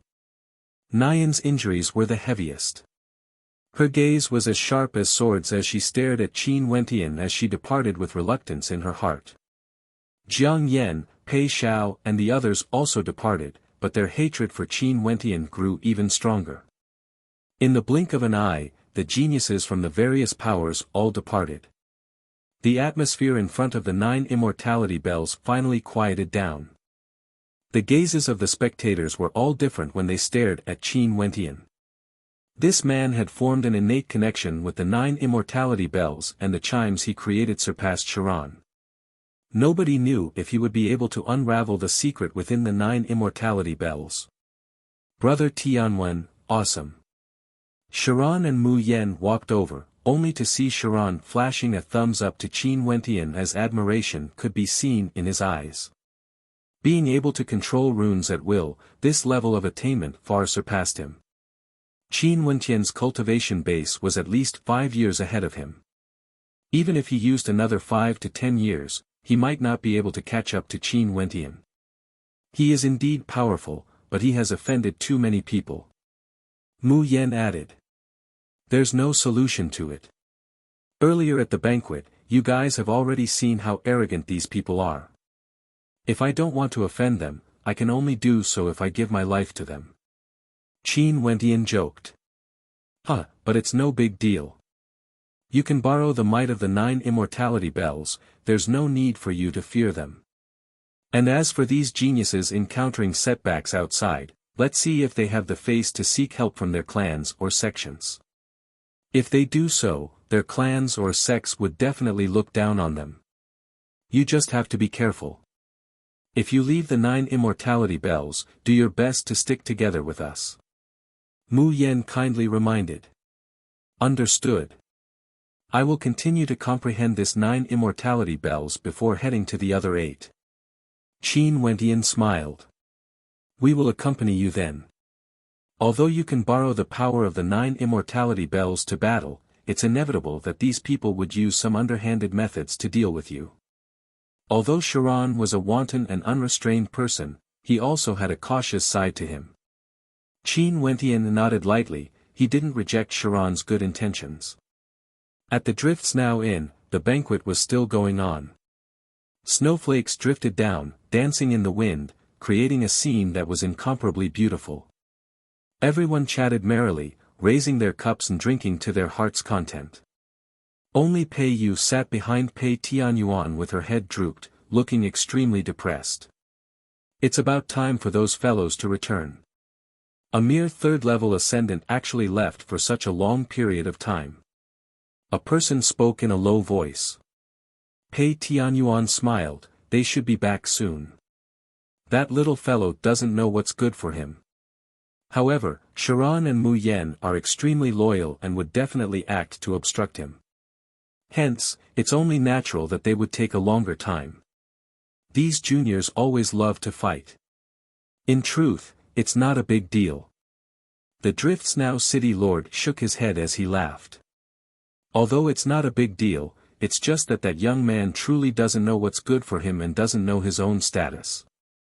For such a character, even if his talent isn't weak, he would still die prematurely. The Cloud and Lord Ji Kong casually spoke, as though Qin Wentian was someone who didn't know what was good for him. Hence, he deserved to be killed. Indeed. Pei Tianyuan nodded. Pei Yu, who was at the back, felt somewhat angry. She inclined her head, her countenance was extremely unsightly to behold. However, she didn't have the qualifications to speak here. They have returned. At this moment, Pei Tianyuan inclined his head and stared at the horizons only to see a spatial fluctuation. An instant later, whistling sounds could be heard as several figures appeared in the air. These were none other than the geniuses who had left earlier. Emichem. At this moment, Pei Tianyuan's brows twitched as though he didn't understand. Something seemed to be wrong. Those geniuses' robes were in disarray and they seemed to be in a sorry state. As for Nyan from the 7-Sword sect, her aura was fluctuating violently as though she was heavily injured. Could it be that Charon and Mu Yen were so powerful? The two of them actually helped that young man to fight against so many geniuses.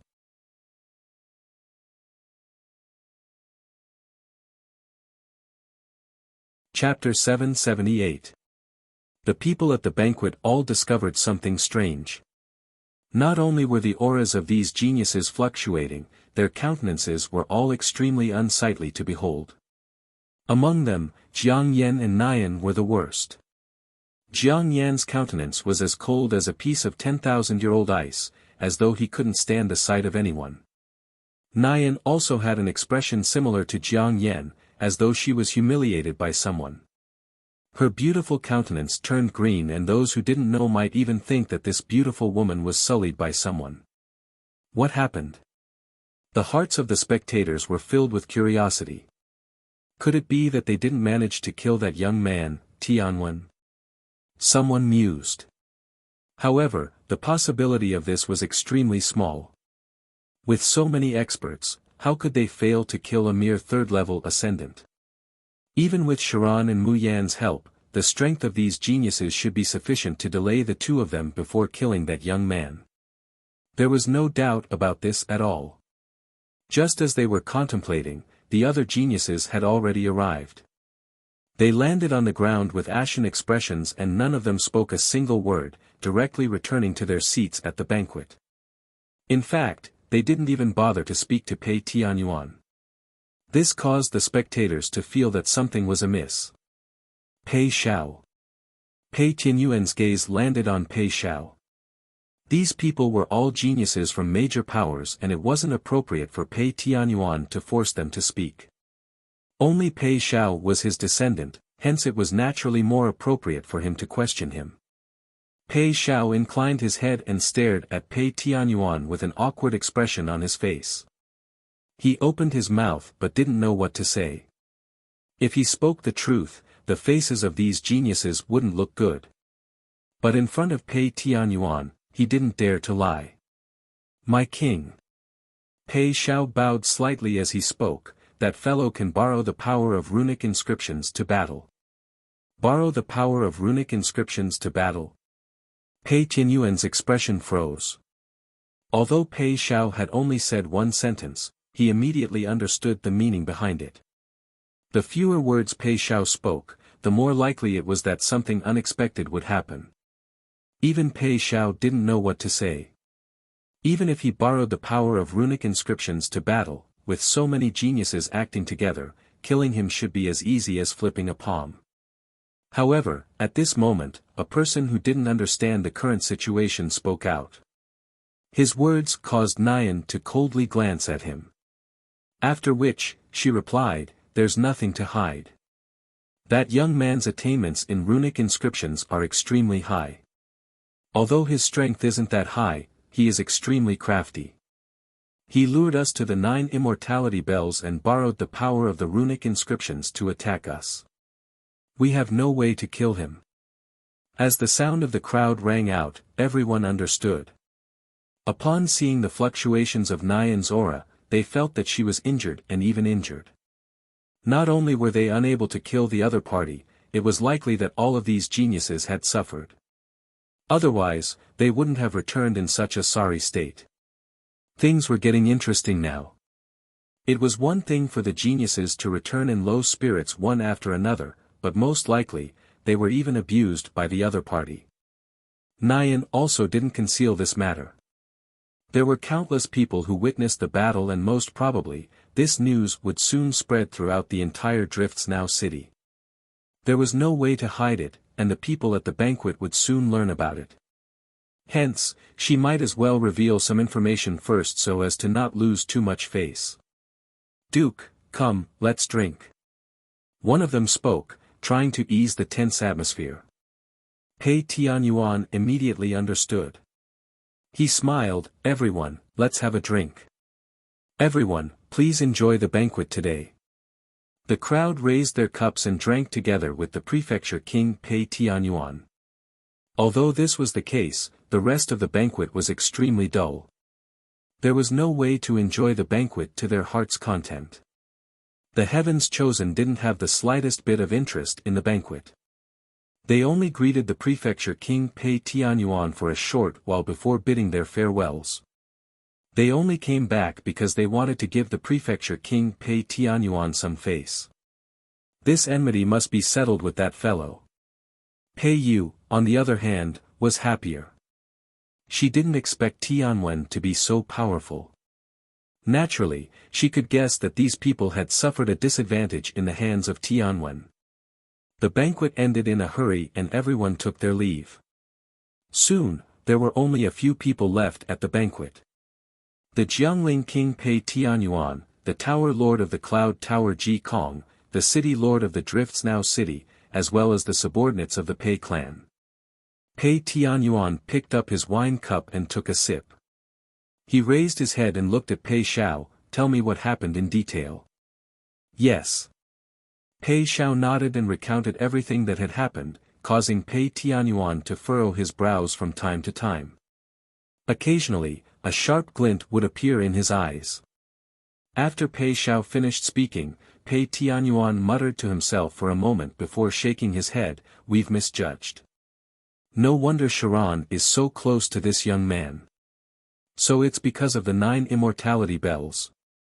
To think that the person with the deepest comprehension of the 9 immortality bells would be the first to be offended by us. Not only that, we even formed a grudge with these major powers. How depressing." This time around, experts from all over the Cloud Prefecture came to the Drifts Now city for the sake of the secret of the 9 immortality bells.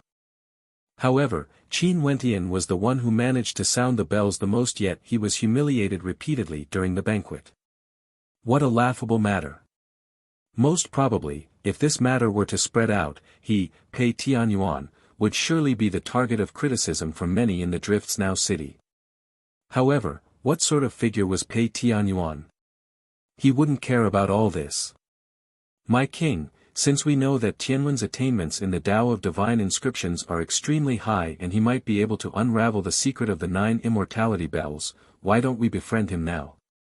Pei Yu interjected. Pei Tianyuan glanced at her before laughing, how naive. Although he's at the celestial phenomenon realm, he's merely an ant-like existence to me.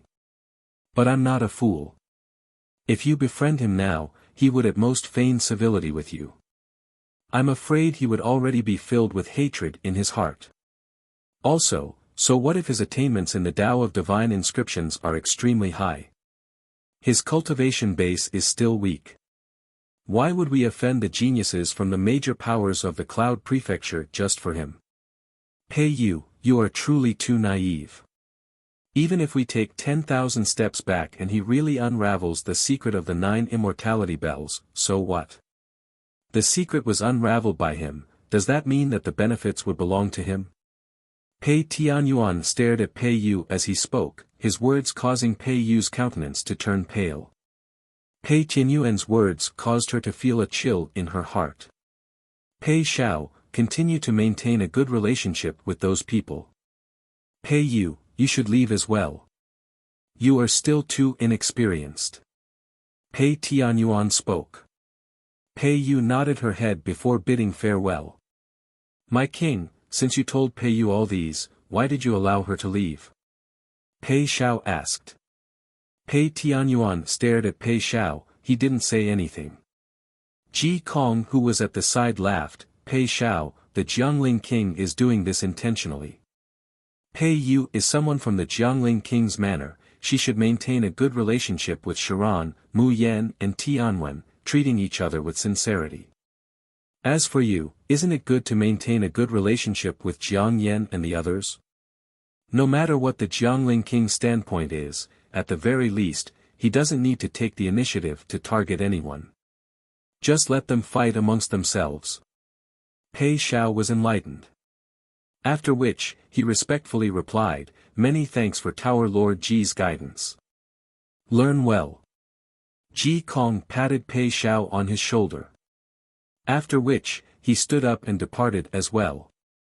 This banquet could be considered a failure but Pei Tianyuan didn't mind it.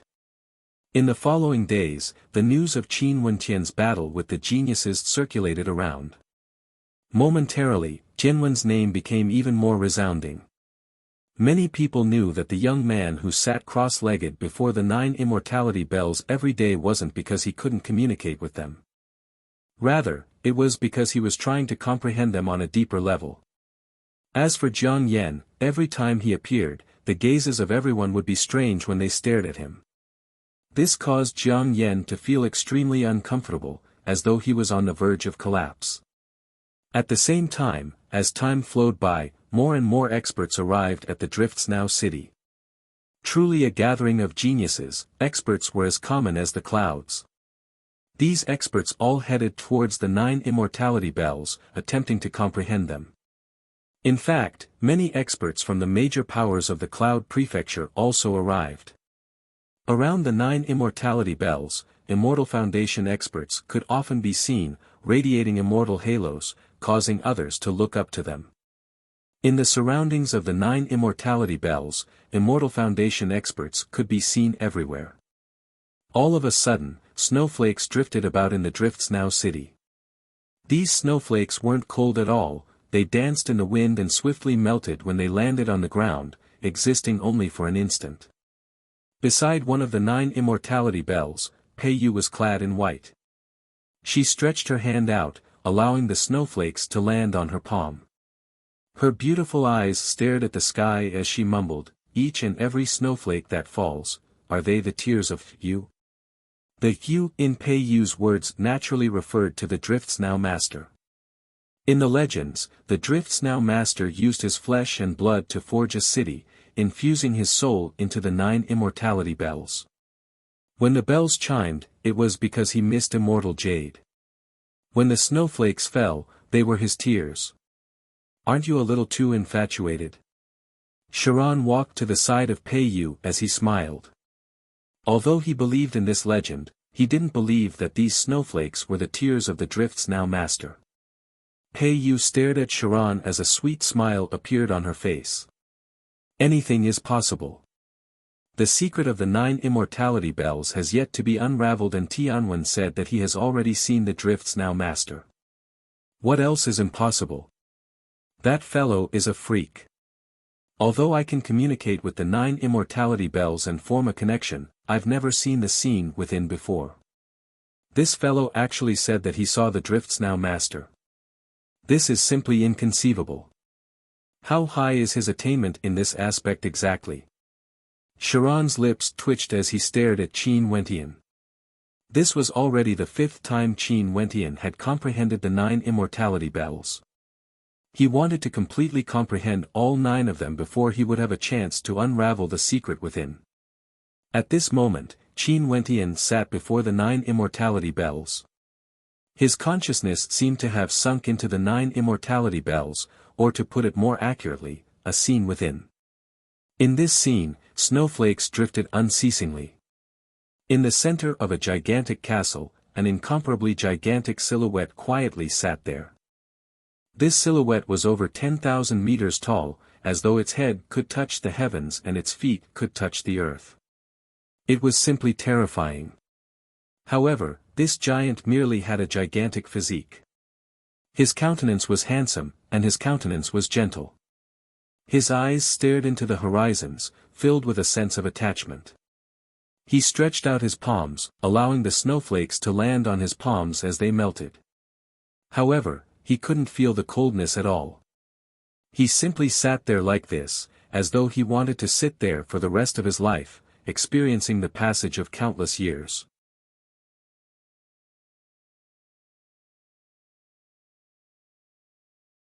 Chapter 779. This 10,000-meter-tall giant was undoubtedly the Drift's now master. The Drift's now master's physique was already 10,000 meters tall and was a legendary character. It was unknown how terrifying his cultivation base was. When Qin Wentian heard Pei Yu narrating the legends of the Drift's now master, although he believed in the love of time, as well as the obsession of immortal jade, he still had some suspicions about the Drift's now master using his body to forge the city, fusing his soul with the 9 immortality bells. But after seeing the gigantic body of the Drift's now master inside the 9 immortality bells, his suspicions vanished. The cultivation base of the Drift's now master might be extremely high, surpassing the Immortal Foundation realm. For a character like the Drift's now master, it was only normal for him to do such shocking things. Qin Wentian slowly opened his eyes, yet his gaze was still staring at the 9 immortality bells in a daze. Runic light radiated from the 9 immortality bells, and within it, there was a type of law energy that could activate the 9 immortality bells, probing the secrets within. However, no matter which law energy it was, they all seemed to be lacking something. Tianwen. At this moment, Sharon walked over. He stared at Qin Wentian as he asked, "What did you see in the 9 immortality bells?" Qin Wentian stared at Sharon as he shook his head, "It's just that it's a little clearer. I only saw a single person, the Drift's now master. This should be the scene after Immortal Jade's death. The Drift's now master lived a lonely life, staring at the drifting snow in a daze. Most probably, he was thinking about her. Immortal Jade's obsession with weaponsmithing far surpassed her love for him, but the Drift's now master was a man of emotions. Given the Drift's now master's strength and handsome countenance, if he wanted women, no matter how vast the world was, there would be countless beauties willing to send themselves to him. However, he was willing to pay the price with his life for Immortal Jade. Drift's now master, I really want to see him personally. Pei Yu mumbled, staring at Qin Wentian with envy. This fellow actually saw the Drift's now master, that legendary character.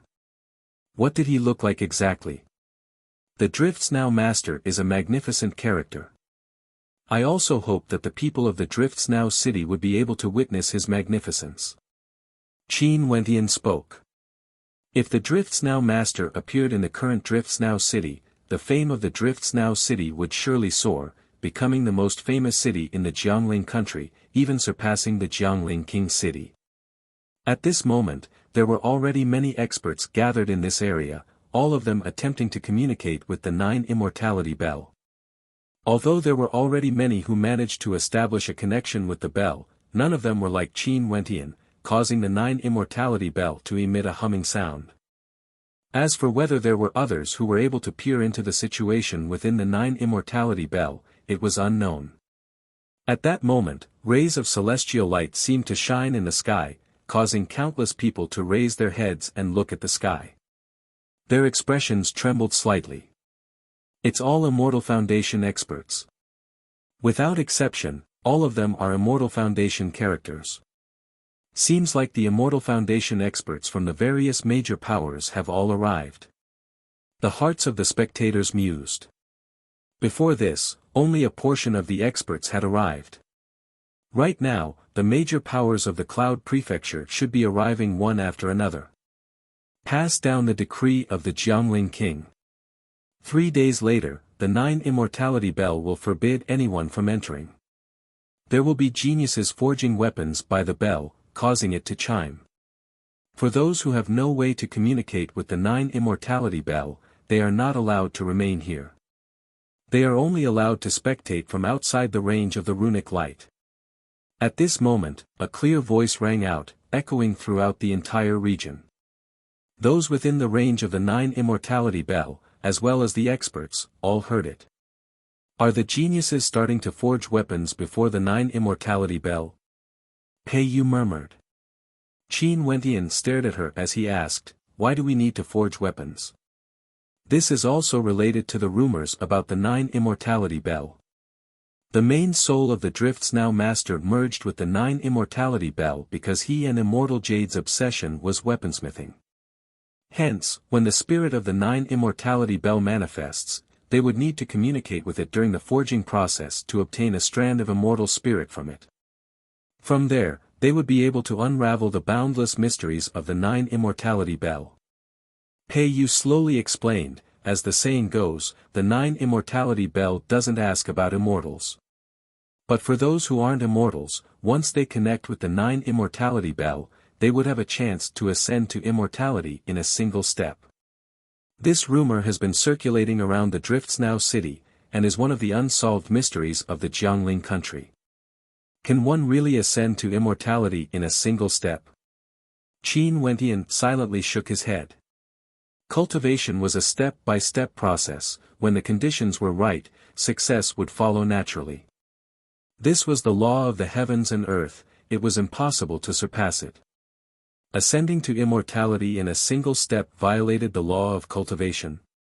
Qin Wentian naturally didn't believe it. However, even if he didn't believe it, since there was such a rumor, there must be some other meaning behind it. It was just that no one knew about it and hence, it was misunderstood by others. There are still 3 more days. I'll go communicate with the next 9 Immortality Bell first. Qin Wentian spoke. After that, he stood up. Sharon, Mu Yen and the others followed suit. During these days, they had been following beside Qin Wentian. Firstly, it was to prevent those experts from acting against Qin Wentian. Secondly, they wanted to see how far Qin Wentian could go and whether he could communicate with all 9 Immortality Bells. If there was a chance to unravel the secret of the 9 Immortality Bells, the person who unraveled it would undoubtedly be Qin Wentian. The atmosphere around the 9 Immortality Bells grew more and more lively. From time to time, experts from the various major powers would gather, and Immortal Foundation experts could be seen everywhere. Immortal light flashed, incomparably dazzling. 3 days passed by in the blink of an eye. There were a total of 9 Immortality Bells, and in the center of the 9 Immortality Bells, there was a vast public square. At this moment, the Jiangling King of the Jiangling country arrived here. He brought along his Immortal Foundation troops and for a period of time, a terrifying might swept out in all directions, causing everyone in this space to feel a faint sense of pressure. Everyone, the spirit of the 9 Immortality Bells has manifested even more clearly this time around. This time around, Whether or not we can unravel the secret of the 9 immortality bells would depend on the outstanding geniuses here. Pei Tianyuan stood in the air as he spoke, his voice echoing out in all directions. For those who have nothing to do with this, you can retreat now. Leave the region of the 9 immortality bells. Pei Tianyuan spoke again. After that, many people reluctantly retreated, leaving the region of the 9 immortality bells. At the same time, there were experts from the major powers in each of the 9 immortality bells, exuding a terrifying aura. The elites of the major powers were all here. As for the Immortal Foundation experts from the various powers, they stood in the air above the central region. Their gazes were sharp, sweeping through the vicinity of the 9 immortality bells. Every single location was clearly imprinted in their vision. The people of the various powers could also see them. Right now, Qin Wentian was already in front of the 8th 9 immortality bells. He inclined his head and stared at the sky as his countenance gleamed with sharpness. He only saw beams of cold light shooting towards him. Despite the distance, he could still feel the coldness and killing intent radiating from those beams of light. The person who shot his gaze over was none other than Zurius, a heaven chosen from the Battle Heaven's immortal manor, Zurius. Back then when he left, he was filled with reluctance in his heart. Now that he was standing among the experts of the Battle Heaven's immortal manor, he was even more extraordinary. Besides Zurius, there was another person who similarly stared in the direction of Qin Wentian as he asked, "Is this man the one who could borrow the power of runic inscriptions to defeat you all?" Zurius's sword-like brows twitched, as though he was unhappy. He coldly replied, "Yes, it's him. His attainments in the Tao of Runes are exceedingly high and he can borrow the power of runic inscriptions to do battle. Okay, let's head to the 9 immortality bells then." The person who spoke, his words causing Zurius's countenance to flicker. He shook his head, "The chances of us going there are very slim. It's not suitable. If you don't want to go, I will." That person who spoke stepped out, moving towards the 9 immortality bells where Qin Wentian was at. The experts from the Battle Heaven's immortal manor stared at Zurius. One of the elders spoke, "Zurius, why do I feel that during your trip to the Drifts Now city, your sharpness seems to have lessened? You even have trepidation in your heart when facing third-level ascendants. Senior uncle, just watch. This man will definitely cause a storm. It's best to keep a close eye on him. If he manages to unravel the secret within the 9 immortality bells, the Battle Heaven's immortal manor would be the first to control him." Zurius spoke. However, many people from the Battle Heaven's immortal manor didn't seem to mind. Zurius could only step out alone, moving towards the 9 immortality bells. Not only for Zurius, those who had grudges with Qin Wentian all arrived as well. The powers they were from all sent experts over as well. "Nyan, I heard that there was someone who injured you back then. Who is it? Do you want to kill him?" In the direction of the 7-sword sect, experts were as common as clouds.